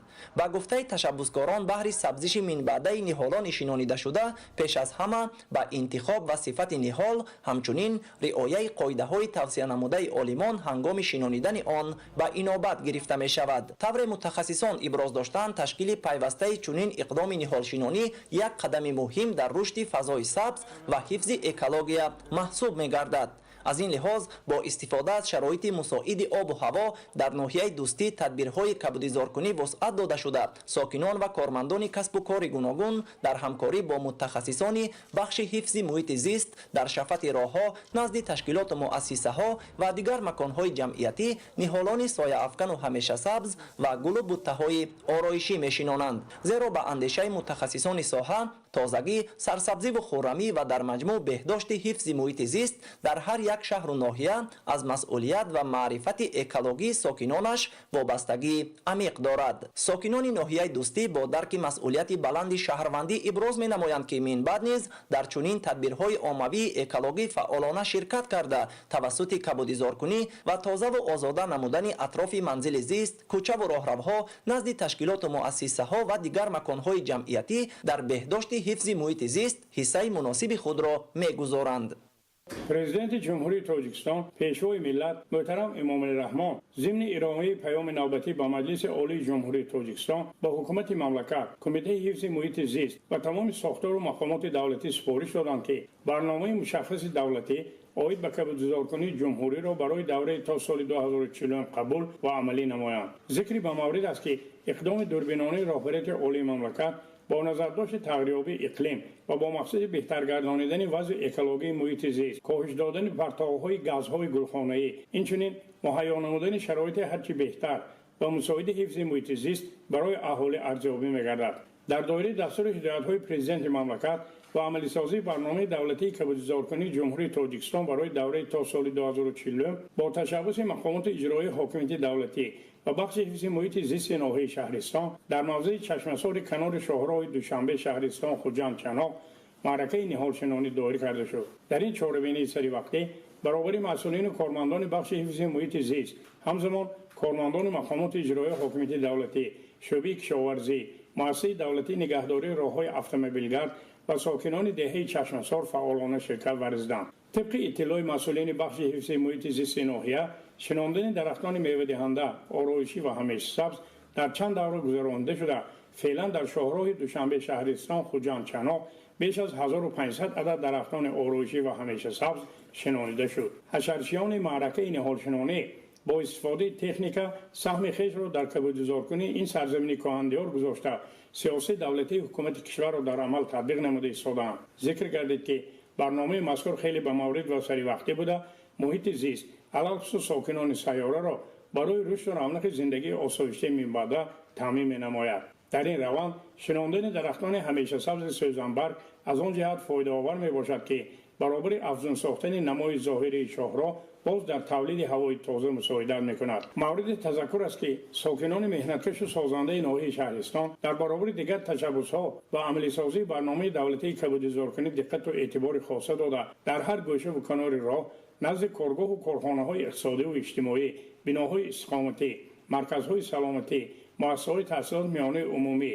لیسه، گیمنازی‌ها و کوچه و خیابان‌ها درختان همیشه سبز سوزنبرگ و سایه‌افکن شنانیده سهم ارزشمند خویش را جهت برقرارسازی حالت اکولوژی هوای اتمسفر، نگهداری استوار توازن طبیعی، مطابق شوی به روندهای تغییریابی اقلیم و کاهش دادن گازهای گلخانه‌ای گذاشته ایستاده‌اند. باعث ذکر است که فعلا در ناحیه به پرورش درختان گوناگون میوه‌دهنده و آرایشی توجه مخصوص ظاهر کرده. طبق اطلاع مسئولین کارمندان بخش حفظ محیط زیست ناحیه در میدان 4 هکتار به پرورش نهالان سبز مشغول میباشند. مسئولین نیت دارند که صورت معرکه نهالشینانه را وسعت بخشیده در دوام سال باز بیش از 20,000 بیخ درختان میوه‌دهنده همیشه سبز سایه افکن و آرایشی شنانند. با مقصد تطبیق عملی قرار حکومت جمهوری تاجیکستان درباره برنامه دولتی کبودزارکنی جمهوری تاجیکستان برای دوره تا سال 2040 در ناحیه مسجد تدبیرهای نهالشینانی، آبادی شفافیت راهها و جلب همگان به سبز و خرمگردانی راه اندازی شده است. موضوع اساسی نهالشینانی دو کنار شاهراه دوشنبه بوستان چناق در حدود ناحیه مسجد انتخاب گردیده در معرکه نهالشینانی اقدام همگانی کارمندان تشکیلات اداره‌ها سهمگذاری می‌نمایند. در روزهای استراحتی فارغ از فعالیت کارمندان ساحه معارف، آموزگاران، کارمندان بخش خواجگیداری مؤسسه‌های تعلیمی بهر سهمگذاری در یک گوشه دیار برآمده نهال‌های سده، سفیددار و نهال‌های آرایشی و میوه‌دهنده را با توصیه متخصصان در کنار شاهراه شنانیدند. برای نشانمای خوب نهال‌ها موافق به معیار و طلبات چقوری تامینات آب و قطار معین شنانیدن نهال‌ها تکنیک‌های ضروری استفاده شده امروز همگان کارمندان ساحه معارف با دست و دل گرم زیاده از 2000 بیخ نهال شنانیدند. این موضع کنار شاهراه دوشنبه بوستان چناق نزدیک به جماعت دیهات سوغدیان و شهرک گنج‌آباد از درآمد ناحیه آغاز یافته بنابر اقلیم خشک و کم‌آبی همچون چراگاه استفاده برده میشد. و در نظر داشت اهمیت مهم شاهراه در انتقال مال و محصولات، رفت و آمد سیاحان و مهمانان، مسئولین مقامات اجرایی حاکمیت دولتی ناحیه مسجد تصمیم گرفتند که در دو کنار راه با شنانیدن نهال‌های آرایشی و میوه‌دهنده به حسن موضع تراوت نو بخشند. دوام 10 روز است که در این موضع کارهای آمادگی بهر نهالشینانی سبز و خرمگردانی ادامه داشته در این مدت طریق حشر دست جمعی بیش از 4000 بیخ نهال شنانیده شده است و طوری تاکید شد موافق به نقشه کاری مقامات اجرایی حاکمیت دولتی ناحیه مسجد در موسم سالهای 2024-2025 در موضع‌ها، محله‌ها و جماعت دیهات کنار راه‌های اساسی بیش از 25000 بیخ نهال شنانیده می‌شود و حالا تدبیرهای سبز و خرمگردانی محل ادامه دارد. با تشبث شعبه حفظ محیط زیست شهر حصار در همکاری با مؤسسه دولتی خواجگی جنگل شهر در حدود ممنوعگاه جمعیت دارای مسئولیتش محدود قله‌های تاجیک حشر دست جمعانه نهالشنانی برگزار گردید. شماره زیادی کارمندان اداره و تشکیلات و مؤسسه‌های حدود شهر اینچنین ساکنان طبیعت دوست در این معرکه نهالشنانی اشتراک نمودند. با استفاده از نمناکی زمین و رعایت قاعده‌های درست نهالشنانی در دو شفت راه نوتاسیس داخل ممنوعگاه نهالان همیشه سبز نوع مژاولنیک و تولکا شنانیده شد. چنین تدبیر جهت بنیاد و برقرار نمودن جنگلزارها و زیبا و نظرربا کردن محیط زیست زمینه‌گذاری می‌نماید. در این معرکه دست جمعانه نهالان همیشه سبز از نهالخانه مؤسسه دولتی خواجگی جنگل شهر حصار دسترس گردیدند. در اساس دستور سپارش‌های اساسگذار صلح و وحدت ملی پیشوای ملت پرزیدنت جمهوری تاجیکستان محترم امامعلی رحمان وابسته به سبز و خرمگردانی محیط اطراف طبق نقشه تصدیق گردیده مقامات اجرایی حاکمیت دولتی شهر حصار در موسم نهالشنانی سال 2025 از جانب شعبه حفظ محیط زیست 15000 بیخ نهالان همیشه سبز و سایه‌افکن و درختان میوه‌دهنده شنانیده می‌شود. تا امروز مسئولین توسط تشکیل نمودن چنین حشرهای دست جمعانه زیاده از 2600 بیخ نهالان را در موضع‌های گوناگون شهر شنانیدند که این تدبیر همانا ادامه دارد. мутобиқ ба намнокии хок ва иқлими ҳар минтақа шинонидани ниҳол, кофтани чуқурӣ, тарзи дурусти зери хок кардани решаи ниҳол, инчунин обу ғизодиҳӣ аз рӯи тавсеяи мутахассис боис бар он мегардад ки ниҳоли навшинонидашуда хуб нашъунамо ёбад ва дар оянда зебоии мавзеъро таъмин намояд. имрӯз аз ҷониби кумитаи иҷроияи ҳизби халқии демократии тоҷикистон дар шаҳри ваҳдат 600 бех дарахтони сояафкану ороишӣ шинонида шуд. масъулин зимни баргузорӣ иброз намуданд ки бузургони мо аз гузашта то имрӯз амалҳои ниҳол шинондан ва маконеро тозаву озода намуданро аз ҷумлаи амалҳои неку шоиста маънидод намуданд. нигоҳубини ниҳол бо риояи чорабинии агротехникӣ талаботи асосии масъулин мебошад ва ба ин самт нафарони соҳибтаҷриба сафарбар гардиданд. ниҳоли дарахтони ороишӣ дар мувофиқа бо мутахассисони шуъбаи ҳифзи муҳити зисти шаҳр дастрас гардиданд ки сифати хуб доранд ва мутобиқ ба иқлими минтақа мебошанд. дар ин доира ҳамчунин бехи дарахтони мавҷуда ва замини қиддаҳои дар оянда гулкоришаванда нарм карда шуд. ба таври дастаҷамъона ба роҳ мондани ниҳолшинонӣ амалест нек ва ибратбахш барои насли оянда. дар ҳашари ниҳолшинониву сабзухӯрамгардонӣ инчунин сокинони табақаҳои гуногун, яъне ҷавонон, нафарони миёнасол ва шахсони рӯзгордида иштирок намуданд. мавзӯи дигар, бо дастгириҳои пайвастаи ҳукумати ҷумҳурии тоҷикистон намудҳои гуногуни варзиш аз ҷумла футбол дар мамлакат рушд намуда, шароити мусоиду муосир барои машқу тамрини варзишгарон фароҳам оварда шуд. идомаи мавзӯъ дар гузориши навбатӣ. дар мамлакати хуршедии мо бо ташаббусҳои наҷиби ҳукумати ҷумҳурии тоҷикистон ва дастгириҳои пайвастаи асосгузори сулҳу ваҳдати миллӣ, президенти ҷумҳурии тоҷикистон, пешвои муаззами миллат муҳтарам Эмомалӣ Раҳмон, варзиш дар қатори дигар соҳаҳо рушди бесобиқа дошта. футбол ҳамчун намуди пешрафтаи соҳаи варзиш таҳти роҳбарии президенти федератсияи футболи Осиё, раиси федератсияи футболи тоҷикистон, раиси шаҳри Душанбе муҳтарам Рустами Эмомалӣ зинаҳои баландро касб карда, ҳамчун нишондиҳандаи назаррас арзёбӣ карда мешавад.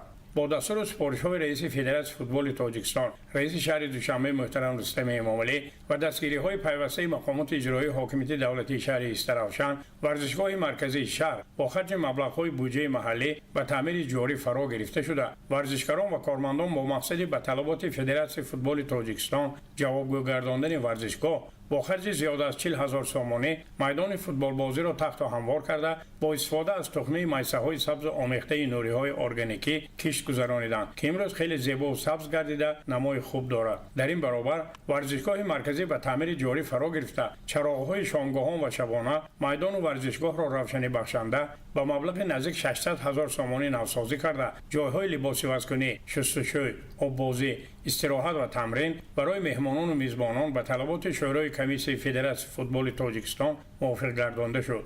дар ин раванд футболбозони тими Истаравшан таҳти сарпарастӣ ва маблағгузориҳои мақомоти иҷроии ҳокимияти давлатии вилояти Суғд бо харҷи зиёда аз 300 000 сомонӣ бо ду намуди либос ва ҷузъиёти комили варзишӣ таъмин гардонда шуданд. бар илова ҷиҳати саривақт ҳозир гардидани футболбозони тими Истаравшан дар тамринҳо ва доирасозии мусобиқаи футбол бо дигар тимҳои лигаи олии шаҳру ноҳияҳои ҷумҳурии тоҷикистон, нақлиёти зебои нарми спринтер харидорӣ ва ба ихтиёри футболбозон вогузор карда шуд. дар ҷавоби ин ғамхориҳои пайваста, имрӯзҳо тими наврасони Истаравшан дар варзишгоҳи марказии шаҳр ва 22 нафар футболбозони тими асосӣ дар майдону мавзеъҳои варзишии муассисаи давлатии истироҳатгоҳи Баҳористони шаҳри Гулистон ба машқу тамрин машғул ҳастанд. дар маҷмӯъ бо мақсади боз ҳам оммавитар гардондани футбол байни наврасону ҷавонон дар шаҳри Истаравшан беш аз 300 адад варзишгоҳу толорҳои варзишӣ, ҷойҳои алоҳидаи машқу тамрин, мактабҳои варзишии наврасону ҷавонон ва майдонҳои хурди футбол бунёду мавриди истифода қарор дода шуданд.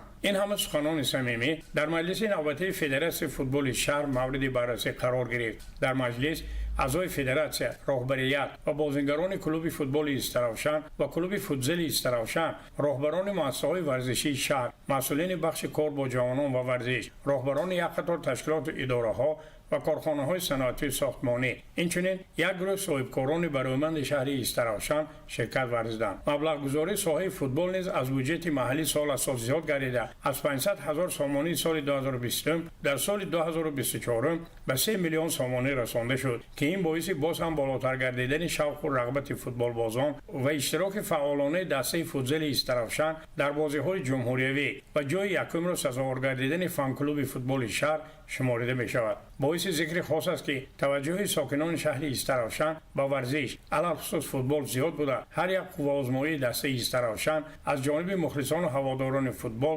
гарму самимӣ истиқбол гирифта мешавад. Мазбут Бобозода, Фирдавс Умаров, Умарҷон Юсуфов, шаҳри Истаравшан, Ахбор.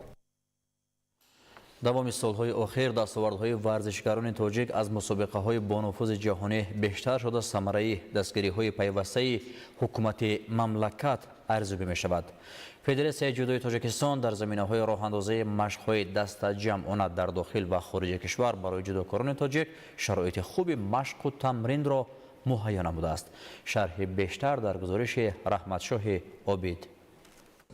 соли сипаригарида барои варзишгарони кишвар соли бобарор ва хотирмон боқӣ мемонад.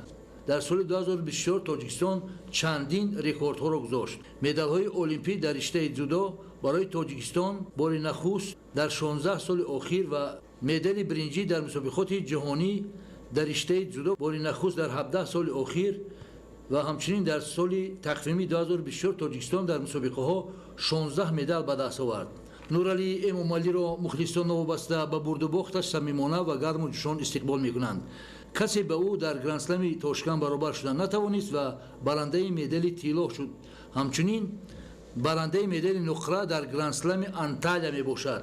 дзюдочии 22-солаи тоҷик Нуралӣ Эмомалӣ солро дар радабандии ҷаҳонӣ дар ҷои севум ҷамъбаст намуд ки натиҷаи бисёр ҳам хуб аст. Сомон Маҳмадбеков ифтихори варзиши тоҷик яке аз паҳлавонони маъруфи мамлакат, чемпиони ҷаҳон байни ҷавонон, барандаи медали биринҷии бозиҳои олимпӣ, чемпионати Осиё ва барандаи дуввумин медали биринҷии чемпионати ҷаҳон дар бахши ҷудо дар солҳои соҳиби истиқлолии кишвар мебошад. аз рӯи иштирокаш дар мусобиқаи сатҳи байналмилалӣ Гранд-слам ва Гран-при, Сомон Маҳмадбеков аз серунвонтарин варзишгари риштаи ҷудои Тоҷикистон мебошад. Сомон Маҳмадбеков дар соли сипаригардида аз бузургтарин мусобиқоти қитъавӣ, ҷаҳонӣ ва олимпӣ 3 медали биринҷӣ ба даст овард ки беҳтарин натиҷа байни варзишгарони тоҷик мебошад. соли сипаригардида барои Теймур Раҳимов низ бо барор хотирмон боқӣ мемонад. ин варзишгари Наҷибу соҳиблаёқат дар нимсолаи якуми соли 2024 дар чемпионати Осиё бо медали биринҷӣ, сипас дар мусобиқоти Гранд-слами Қазоқистон ва шаҳри Душанбе бо медали нуқра шарафёб шудааст.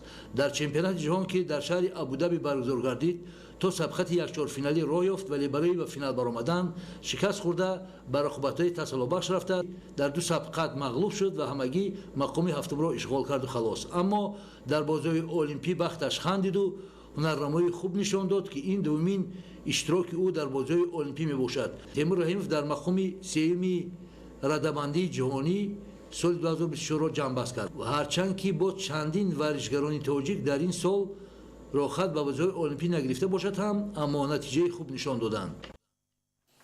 бинандаҳои азизу гиромӣ, ин буд нашри муфассали барномаи иттилоотии ахбор. саломату хонобод бимонед.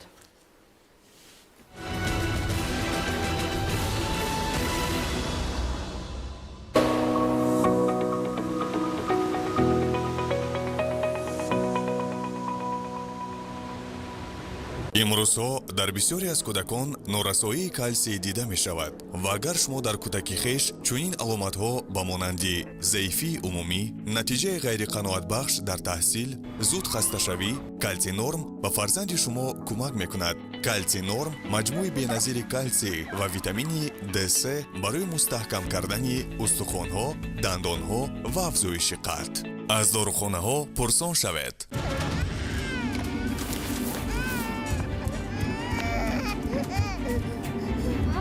Ни одной маме не будет спокойно, когда плохо ее ребенку. Пардифен Kids можно применять с 6 месяцев. Он помогает при температуре, а еще он снимает боль, даже зубную. Пардифен Kids. Ребенку не больно, и мама спокойна. Продукция компании Вегафарм.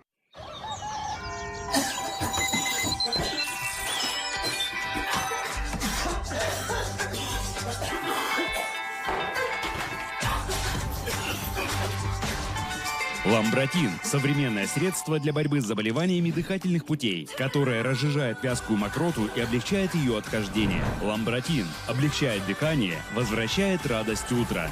Дышите свободно с ламбротином. Ламбротин. Пусть кашель не мешает жить. дар маркази табобати чинӣ бемориҳои аллергия, бронхит, астма, фишорбаландӣ, диабети қанд, витилиго, псориаз, ҷоғар, экзема, остеохондроз, ревматизм, простатит, чураи сутунмуҳра ва ҳолати баъди инфаркт бо муваффақият табобат карда мешаванд.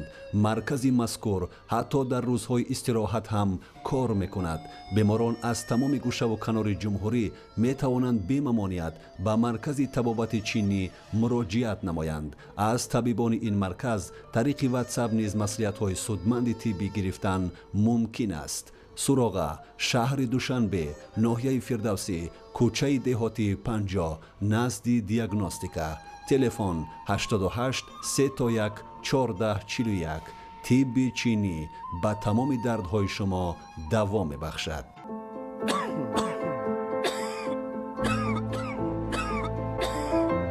шумо сулфа шудед ва он на танҳо шуморо нороҳат мекунад. шарбати брамисол сулфаро рафъ, нафаскаширо озод, хушкии гулӯро бартараф мекунад. худи оне ки сулфа набуд. хоҳед ки сулфа бартараф шавад дарҳол, ба шумо ёрӣ медиҳад брамисол.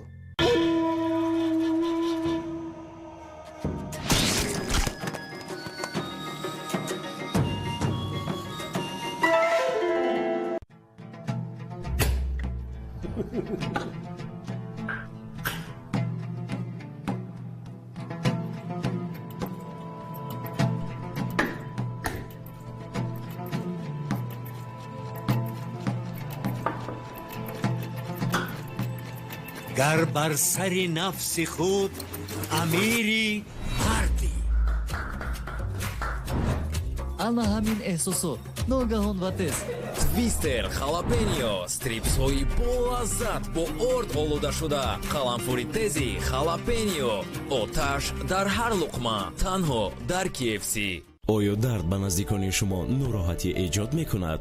фавран ғамхори хеш малҳами пердифен активро истифода баред. формулаи малҳами пуртаъсир зуд ба бофтаҳо ворид шуда дардро сабук месозад. азизони шумо бо ин малҳам дубора аз зиндагӣ лаззат мебаранд. ғамхори шумо ин малҳами пердифен актив.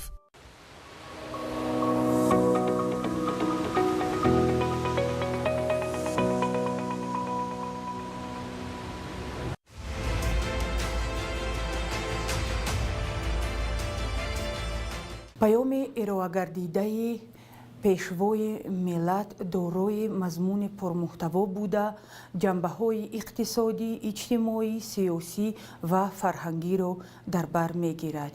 чун аз паём маълум гардид, дар ҳамаи соҳаҳои ҳаёти ҷомеа пешравиҳои назаррас ба даст оварда шудаанд.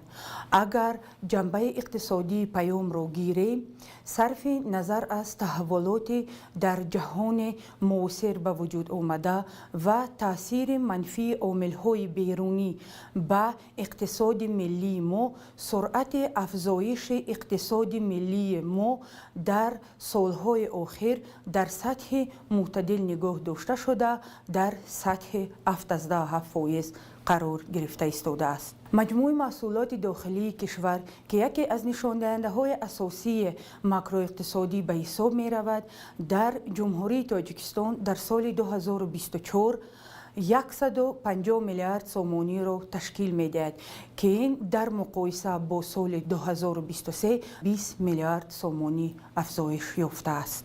нишондиҳандаи дигари макроиқтисодӣ ин таворум ё худ беқурбшавии пул мебошад ки новобаста аз баланд шудани сатҳи умумии нархҳо дар бозорҳои ҷаҳонӣ дар ҷумҳурии Тоҷикистон дар сатҳи мӯътадил нигоҳ дошта шуда 3,6%-ро ташкил медиҳад.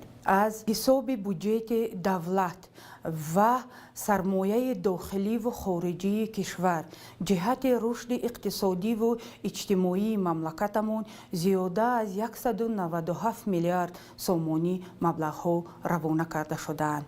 дар тӯли 3 соли охир бошад аз тарафи шахсони саховатпеша ва соҳибкорони ватанӣ ба миқдори 20 миллиард сомонӣ хароҷотҳо карда шудаанд.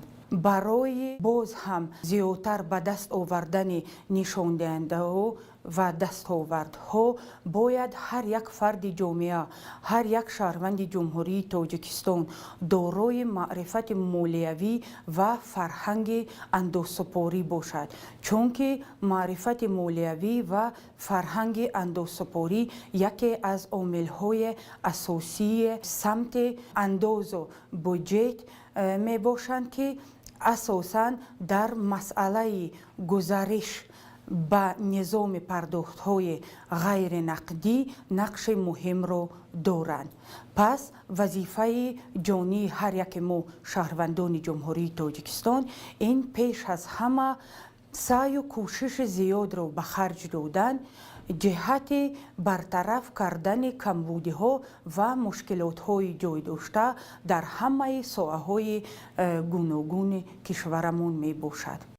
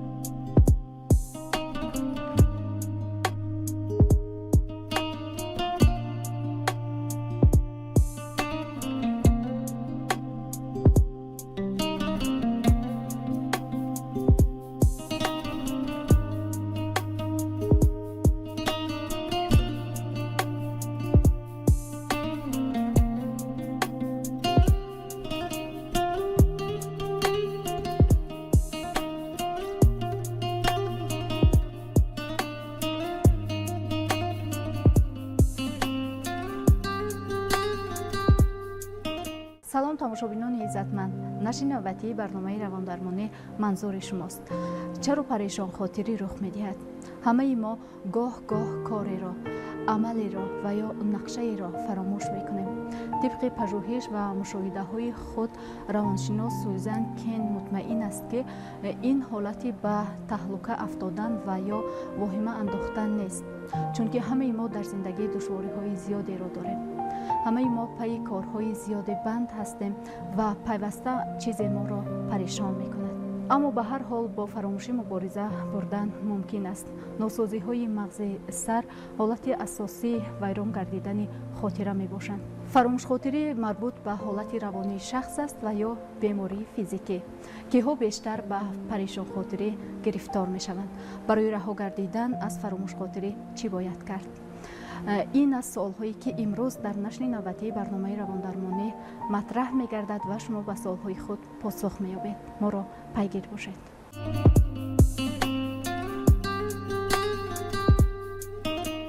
تماشابینان عزتمند، امروز در برنامه اشتراک دارند پسیخولوگ مشورتچی آموزگاری دانشگاه دولتی آموزگاری تاجیکستان به نام صدرالدین عینی شادمان دولتوف. شما را به برنامه خوش آمدید میگیم. خوب میشد در آغاز برنامه اوید فعالیت خاطره کمی معلومات میدادید. خاطره پروسسی معرفتی پسیخولوژی به حساب می رود. خاطره به سه نوع شناخته می شود: به خاطر گرفتن، در خاطر نگاه داشتن و در حالتهای ضروری من بعد به خاطر آوردن است. به خاطر زیستن غیر امکان است. برای چی؟ وقتی که ما ادراک می نماییم، ابیکت ادراک کرده ما در معینه سر درج می شود و به قول دیگر ثبت کرده می شود. به خاطر زیستن غیر امکان برای چی بودنش ممکن است؟ برای اون که فعالیت‌های من بعد نو به نو در نظر ما پیدا شده، برایمون عملی تجربوی پیدا کردن نمیتوانند و هر عملی که از نظر ما میگذرد ما فکر کردن نمیتوانیم که پیشتر دیده بودیم یا اینکه عملی کهنه شده است. عموماً پریشان خاطری چی معنا دارد و چگونه ظاهر می شود؟ پیش از آن که درباره اصطلاح پریشان خاطری معلومات بدهیم، از دو ریشه اساسی عبارت است: پریشان و خاطر. و زیادترک دقت در آن باید دهیم که پریشان خاطری هرچند از ریشه کلمه خاطر هم گرفته شده باشد، با پروسس معرفتی دقت علاقمندی به اندازه نزدیک دارد. یعنی мутамарказонида натавонистани одам ба объекти муайян метавонад ба парешонхотирӣ бурда расонад ва парешонхотирӣ метавонад бо истилоҳи дигар ё ин ки ибораи дигар ҳалокати диққат ҳам гуфтан мумкин аст. вазъиятҳое пайдо шуданаш мумкин аст ки мо диққати худро ба як объекти муайян мутамарказ кунонида наметавонем ва ин боис шуданаш мумкин барои парешонхотир шудани мо. парешонхотир шудан дар вазъиятҳои дигар ҳам зоҳир шуданаш мумкин ки дар хона мо метавонем фаромӯш кунем ки асбобҳои барқӣ ё чизи дигарро хомӯш карда будем ё ин ки на, ва ин метавонад якчанд сарчашма бо ҳам ҷамъ шуда ба бемории невроз гирифтор шудани одам ҳам вуҷуд доштанаш мумкин аст.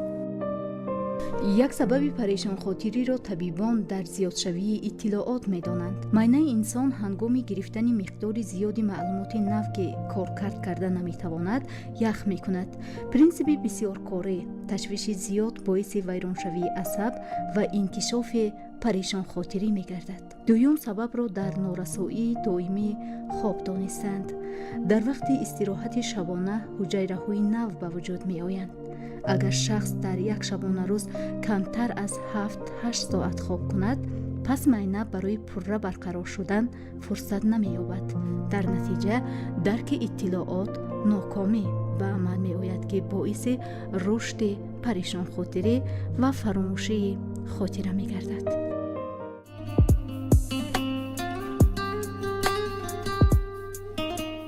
мутахассисони соҳа мегӯянд ки як сабаби парешонхотирӣ ин сарбории зиёд ва умуман ба истироҳати нопурра фаро гирифтани шахс мебошад. шумо ҳамчун мутахассис, ҳамчун психолог машваратчӣ, кадом омилҳоро боиси парешонхотир гардидани инсон медонед? дуруст аст. дар психология сабаб ва омилҳои зиёде вуҷуд доранд ки барои гирифтор шудани шахс ба дараҷаи парешонхотирӣ хизмат мерасонанд.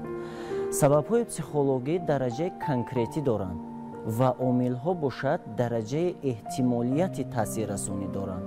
аз ин хотир сабабҳое ки дар дараҷаи психологӣ таъсир мерасонад барои дараҷаи парешонхотир шудани шахс ин стресс, депрессия ва изтиробнокии дараҷаи баланд аст. стресс таъсир расонданаш мумкин аст ки одам ба дараҷаи парешонхотирӣ мерасад. стресс дар вазъиятҳои яку якбора бо шиддатии рӯҳӣ аст. дар вазъиятҳои яку якбора қабули қарори нав ё имконияти дараҷаи баланд пайдо мешавад. аз ин хотир одам бо шиддатии рӯҳии баланд ки дорад метавонад ба ҳамин дараҷаи пуршиддатии парешонхотирӣ бурда расонад. омилҳои таъсиррасонандаи биологӣ кадомҳо ҳастанд?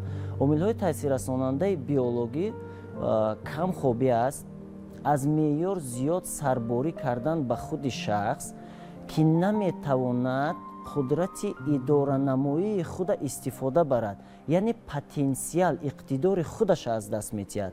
аз ин хотир метавонад вақти муайяни худа ба вазъиятҳои алоҳида бахшад, чунки ин боис мешавад барои парешонхотир шуданаш ҳамчун омили биологӣ. парешонхотирӣ ба ҳолати равонии шахс марбут аст ва ё бемории физикӣ? парешонхотирӣ албатта ҳолати равонии шахс мебошад. парешонхотирӣ баъзан мешавад кӯтоҳмуддат ё ин ки дарозмуддат ва тағйирёбанда ҳаст, вобаста ба муҳите ки онро пайдо кардааст. нисбат ба фаромӯшхотирӣ парешонхотирӣ ниҳоят кӯтоҳ мешавад. барои чӣ? парешонхотирӣ танҳо ба процесси маърифатии диққат алоқамандӣ наздик дорад ва метавонад ба вайрон шудани меъёрҳои диққати худи шахс вобаста бошад ва фаромӯшхотирӣ метавонад барои фаромӯш кунонидан хотираи нав ё ин ки кӯҳна алоқамандии наздик дошта бошад. ва парешонхотирӣ метавонад синусолӣ ҳам бошад. парешонхотирӣ метавонад дар синни наврасӣ, яъне хонандагони мактаб, барои аз худ кардани маводи таълимӣ ё ин ки таъсири манфӣ расондан барои аз худ кардани маводи таълимӣ хизмат расонад.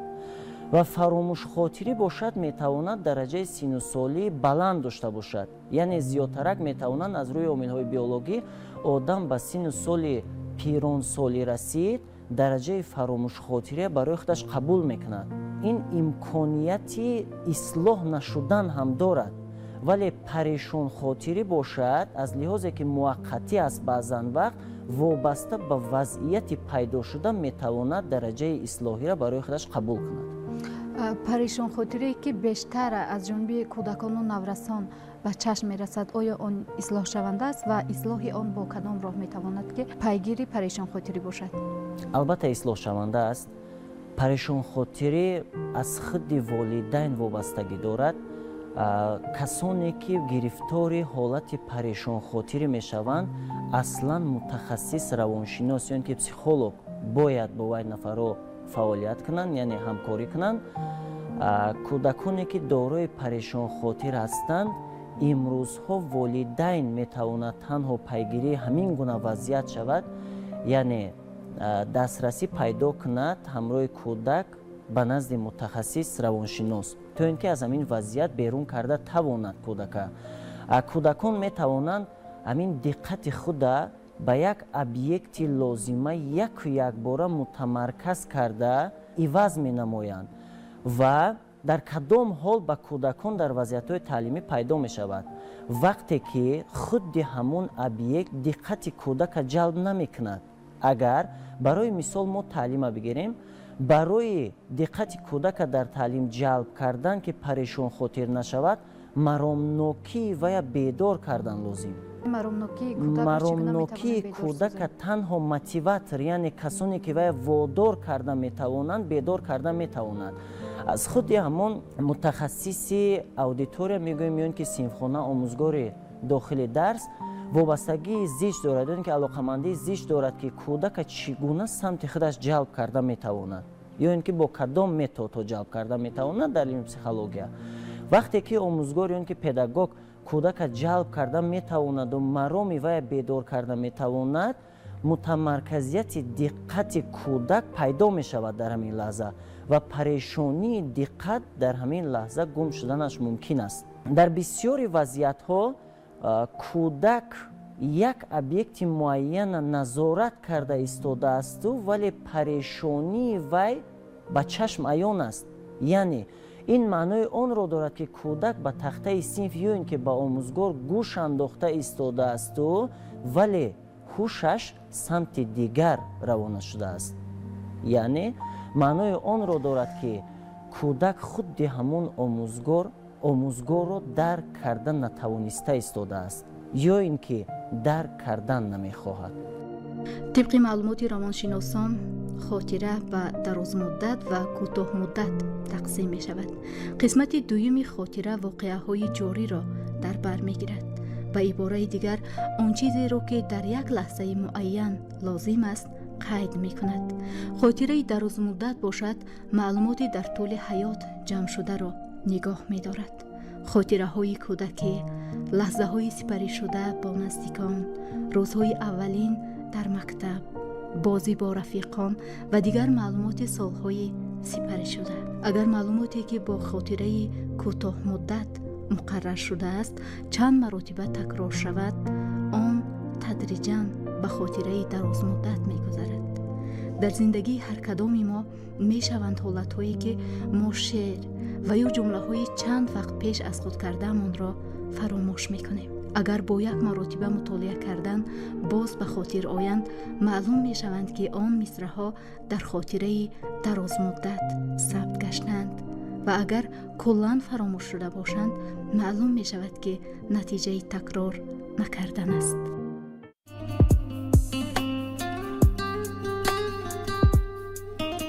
وقتی که کلانسالان و پریشان خاطری گرفتار می شود آن را باید که قبول کنند. خوب میشون میگفتید که انسان عموما پریشان خاطری از کدام سن سال بیشتر پیدا میگردد یا خود شروع مییابد؟ یکی از درجه های فرق کننده پریشان خاطر از فراموش خاطری در همین است که نوبسته در کدام سن سال قرار داشتن شخص گرفتار پریشان خاطری شدنش ممکن است. یعنی бартараф намудан ё ин ки ислоҳ намудани парешонхотирӣ ё қабул кардани шахс ба гирифтор шудани ҳамин гуна процесси равонии одам аз худи субъект вобастагӣ дорад ки чӣ гуна барои вай фард қабул кунонида метавонад ки ба меъёри фаромӯшхотирӣ ё ин ки парешонхотирӣ гирифтор шудааст. оё парешонхотирӣ метавонад ба типи мизоҷи инсон алоқаманд бошад? парешонхотирӣ вобастагии наздик дорад ба 4 типи мизоҷ. 4 типи мизоҷе ки дар илми психология исбот кардагӣ ҳастанд: мизоҷи сангвиникӣ, мизоҷи холерикӣ, мизоҷи меланхолик ва мизоҷи флегматикӣ. инҳо типҳое ҳастанд ки аз якдигар тафовути гуногун доранд. масалан, мизоҷи сангвиникӣ типи зури дар мувозинат қарор доштааст. аз вазъиятҳо ба таври куллӣ ва мушаххас баромада метавонад ва худашам ба таври куллан идора карда метавонад дар бисёри вазъиятҳо. типи мизоҷи холерикӣ бошад типи қувваозмо аст, яъне дар мувозинат набудааст. вазъиятҳое ки барои вай қабул мешавад худ идора карда натавониста як бора ба аксуламал ё ин ки ба ҳаракат мегузарад. типи мизоҷи флегматикӣ бошад ҳамчун ба як ибора ҳамчун калимаи бепарвоёна муносибат кардан ба атроф фаҳмида мешавад. типи мизоҷи меланхоликӣ бошад типи суст ҳаракаткунанда аст ва вазъиятҳои дар атроф буда ба типи мизоҷи меланхоликӣ ба таври тез таъсир мерасонад ва таҳсину таъриф кардану танқид кардан ба мизоҷи меланхоликӣ беандоза таъсироти мусбату манфӣ расонданаш мумкин аст. аз лиҳозе ки таъсир расондан ё ин ки ягон алоқамандӣ доштан дараҷаи парешонхотирӣ ба типҳои мизоҷ дорад ё ин ки на, гуфтан мумкин аст ки мизоҷи сангвиникӣ ки ба таври аксуламали тез аз ӯҳдаи вазъиятҳо мебарояд, таъсир расонданаш камтар аст ва мизоҷи меланхоликӣ ки суст асту дар мувозинат қарор надорад, тезтар ворид шуданаш мумкин аст ё ин ки гирифтор шуданаш мумкин аст ба меъёри парешонхотирӣ. барои он ки мизоҷи меланхоликӣ таъсир расондани атроф тезтар аст, яъне тезтар пайдо мешавад. аз ин хотир типҳои мизоҷ метавонад алоқамандӣ наздик дошта бошад ба меъёри парешонхотирӣ. корҳоятонро тибқи тартиби муайян анҷом диҳед. аксарият бо сабаби оне ки корҳои зиёде дар давоми рӯз доранд, мехоҳанд ки 2-3 корро якҷоя анҷом диҳанд. аммо равоншиносон мегӯянд ки вақте ки мехоҳем дар як муддат якбора чанд корро анҷом диҳем, мо ҳеҷ вақт наметавонем тамаркузи пурраро ба кор ҷалб кунем. дар натиҷа ҳеҷ ягон кор бо сифати хуб анҷом намеёбад. ин ҳам сарфи бемавриди нерӯ мешавад ва ҳам сарфи бемавриди вақт. мутаассифона ин амал метавонад ба одат табдил ёбад ва аз одат даст кашидан каме интизомро талаб мекунад. барои ин бояд сахт кӯшиш кунед. мутмаин бошед ки кори якумро ба пуррагӣ анҷом додаед ва танҳо дар ин сурат кори дигарро шурӯъ кунед. агар корҳо тибқи тартиби муайян анҷом ёбанд, аз дидани натиҷаи худ ва сифати хуби кор шумо дар равони худ як нав сабукӣ ва хушҳолиро эҳсос мекунед ва аз худ қаноатманд мешавед.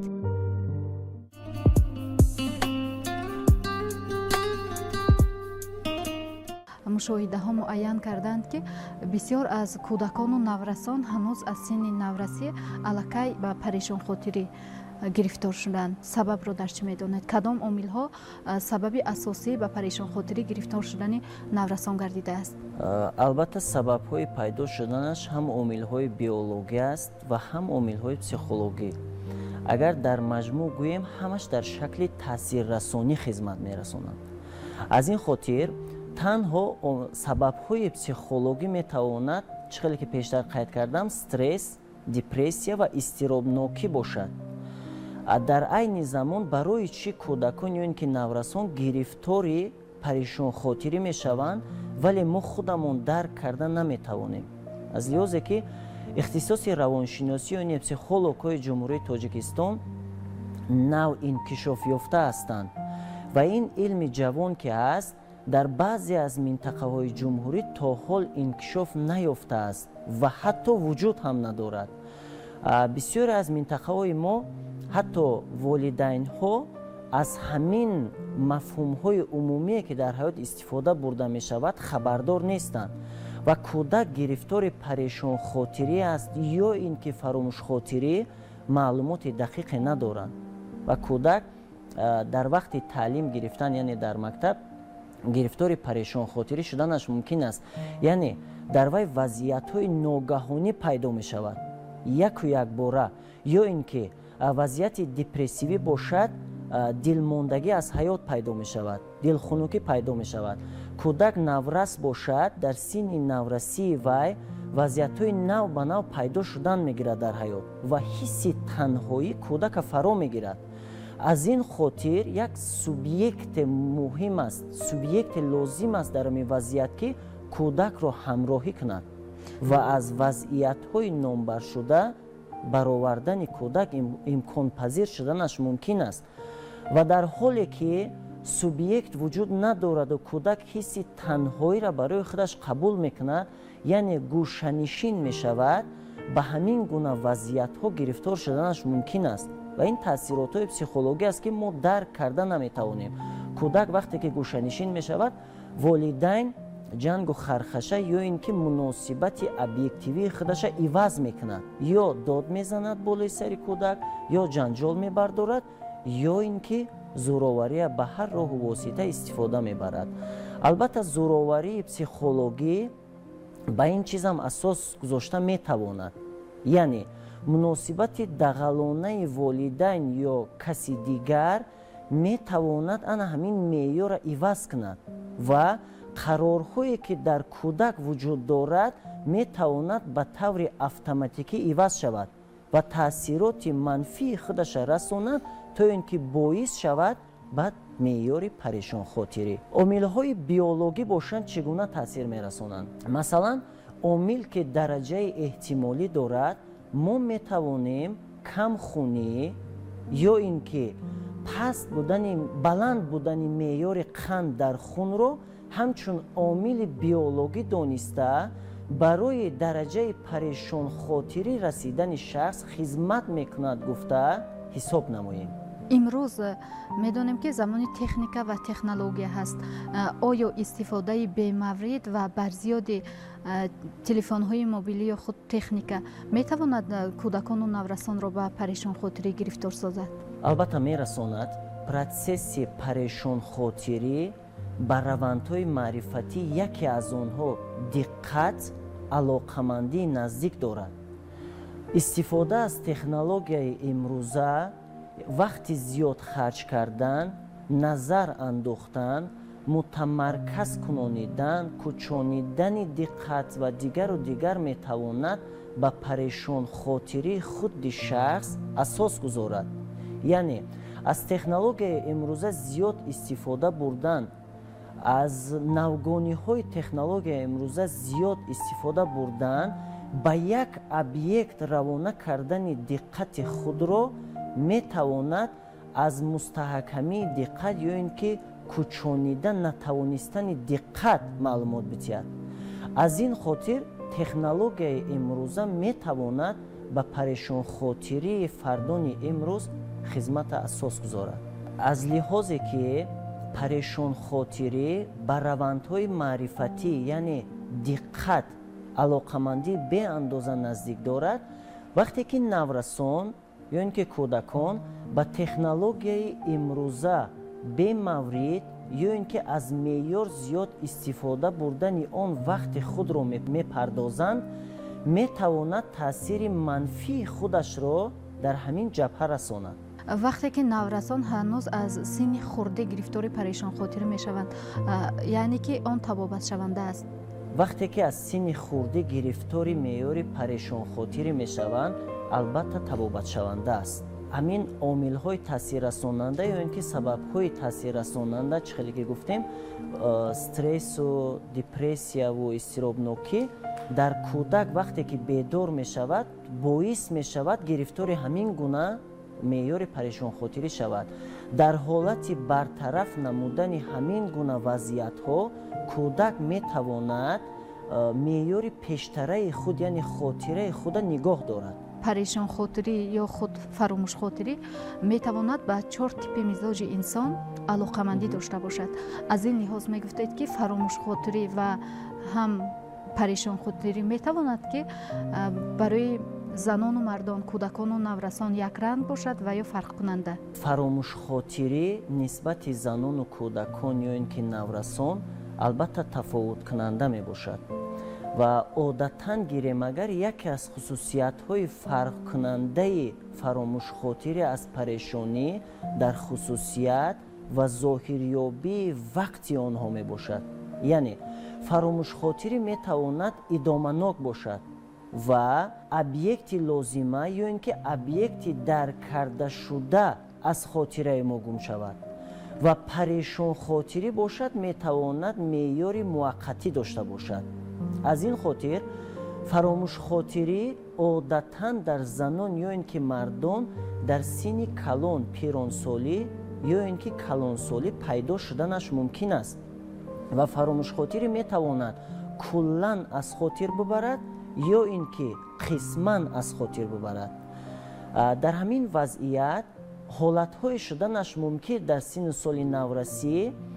масалан наврас мехоҳад ки вазъияти пеш даркардашударо ба хотир биоварад вале наметавонад ки дар вазъияти лозима ҳамон объекти даркардаи худа ба хотир биоварад ва якчанд муддат пас ҳамон объекти даркардашуда ба хотираш мебиёяд ва ин вазъиятро дар психология вазъияти ремиссенсия меноманд.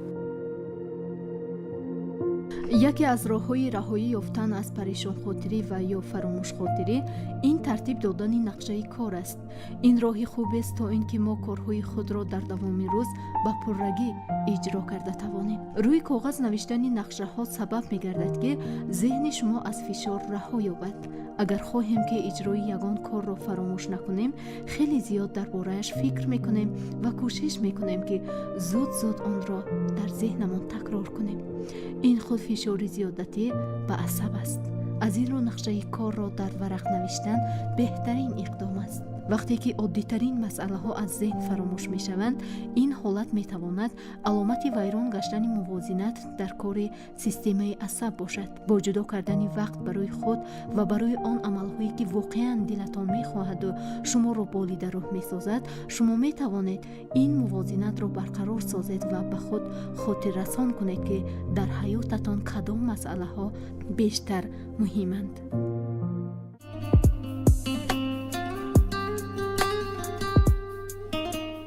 ба парешонхотирӣ гирифтор шудани инсон, наврасону кӯдакон дар рушди баъдии онҳо чӣ таъсир мегузорад? парешонхотирӣ дар рушди шахсият таъсири манфӣ мерасонад агар он ки бартараф карда нашавад. парешонхотирӣ дар фаъолияти корӣ таъсири беандоза манфии баланд мерасонад. дар ҳоле ки шахс гирифтори парешонхотир аст ҳушу хаёли худ танҳо ба объекте равона карда мешавад ки пештар вай хуб дарк накарда буд ё ин ки ба хотир наоварда буд. парешонхотирӣ дар вазъиятҳои гуногун дар фаъолияти корӣ рух доданаш мумкин аст. масалан шахс дар вақти фаъолияти корӣ асту ҳушаш ба хона аст ки оинаи нилгуни худа хомӯш карда буд ё ин ки на, дари хонаи худа маҳкам кунонида буд ё ин ки на.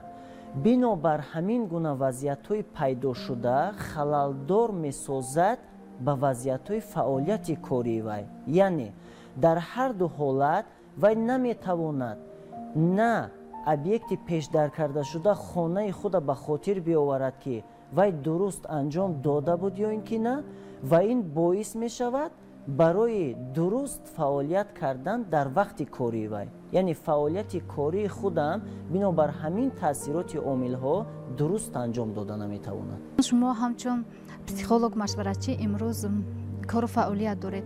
барои пешгирӣ аз фаромӯшхотирӣ ва умуман парешонхотирӣ мо кадом омилҳоро боз метавонем истифода намоем? барои пешгирӣ кардан аз фаромӯшхотирӣ, меъёри фаромӯшхотирӣ, агар омилҳои физиологиро мо ба инобат бигирем, сари вақт меъёри хоба ба инобат гирифтан аст ва дар ҳолатҳое ки сарбории беандоза зиёд ба мо пайдо шудааст, ҳамунора тариқи стандартӣ ҷудо карда қисмати лозимаи вая барои худамон қабул созем.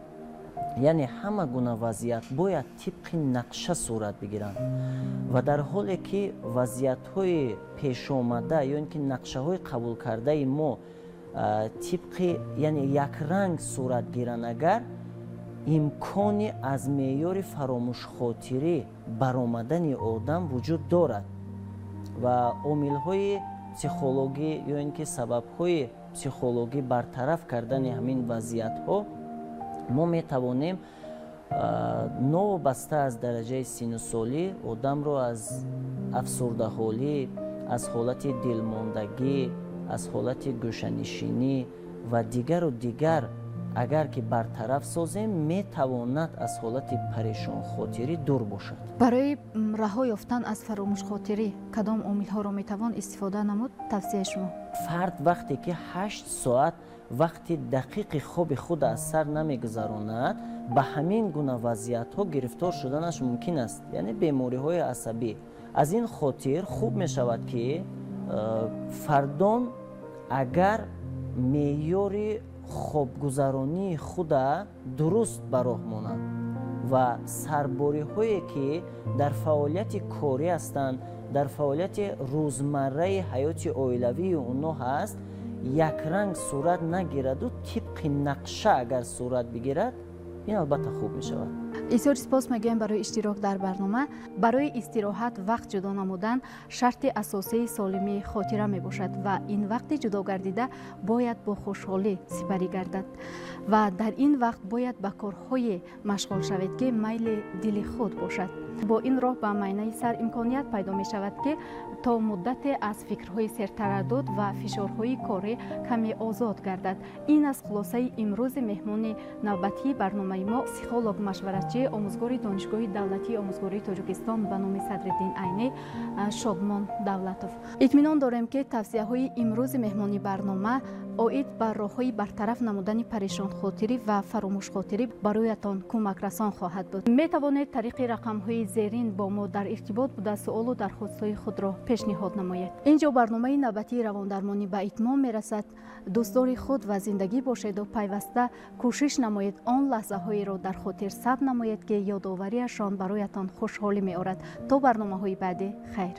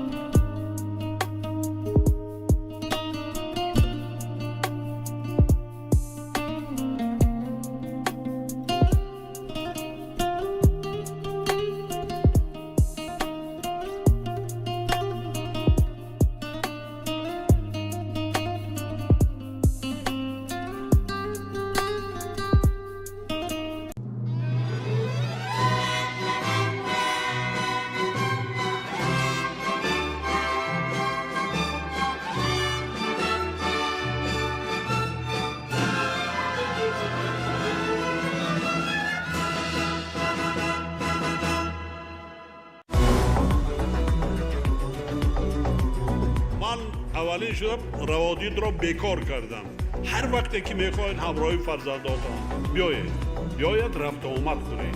ما احیا کنیم رسم و آیین‌های ملی تاریخی گذشته خود را احیا کنیم، از نو برقرار کنیم، رفت آمد کنیم.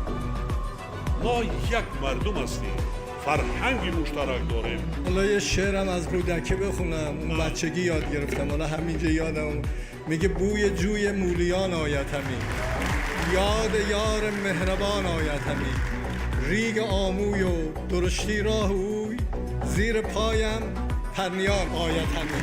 با خلاصه سختی راه آسونه، یاد دوستان و یاد یاران. هیچ شادی نیست اندر این جهان برتر از دیدار روی دوستان. ارادتمند.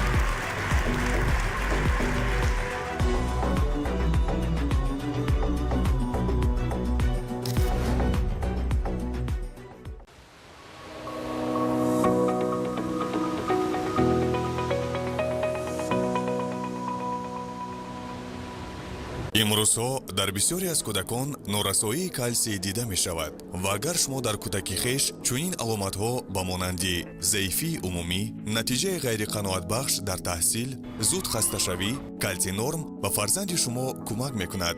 кальцинорм маҷмӯи беназири калсий ва витамини D3 барои мустаҳкам кардани устухонҳо, дандонҳо ва афзоиши қад. аз дорухонаҳо пурсон шавед.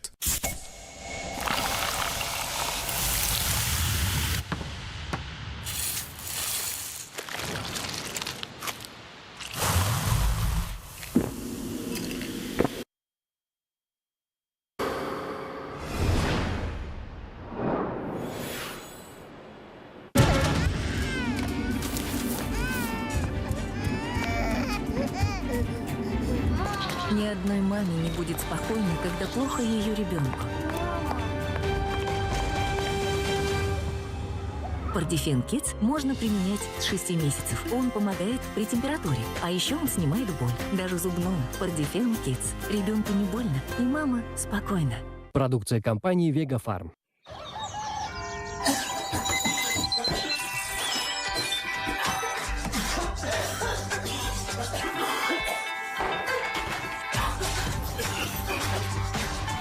Ламбротин – современное средство для борьбы с заболеваниями дыхательных путей, которое разжижает вязкую мокроту и облегчает ее отхождение. Ламбротин облегчает дыхание, возвращает радость утра. Дышите свободно с ламбротином. Ламбротин. Пусть кашель не мешает жить. дар маркази табобати чинӣ бемориҳои аллергия, бронхит, астма, фишорбаландӣ, диабети қанд, витилиго, псориаз, ҷоғар, экзема, остеохондроз, ревматизм, простатит, чураи сутунмуҳра ва ҳолати баъди инфаркт бо муваффақият табобат карда мешаванд. маркази мазкур ҳатто дар рӯзҳои истироҳат ҳам кор мекунад. беморон аз тамоми гӯшаву канори ҷумҳурӣ метавонанд бемамоният ба маркази табобати чинӣ муроҷиат намоянд. аз табибони ин марказ тариқи ватсап низ маслиҳатҳои судманди тиббӣ гирифтан мумкин аст. суроға шаҳри душанбе, ноҳияи фирдавсӣ, кӯчаи деҳотии 50 назди диагностика. телефон 88 31 14 41. тибби чинӣ ба тамоми дардҳои шумо даво мебахшад.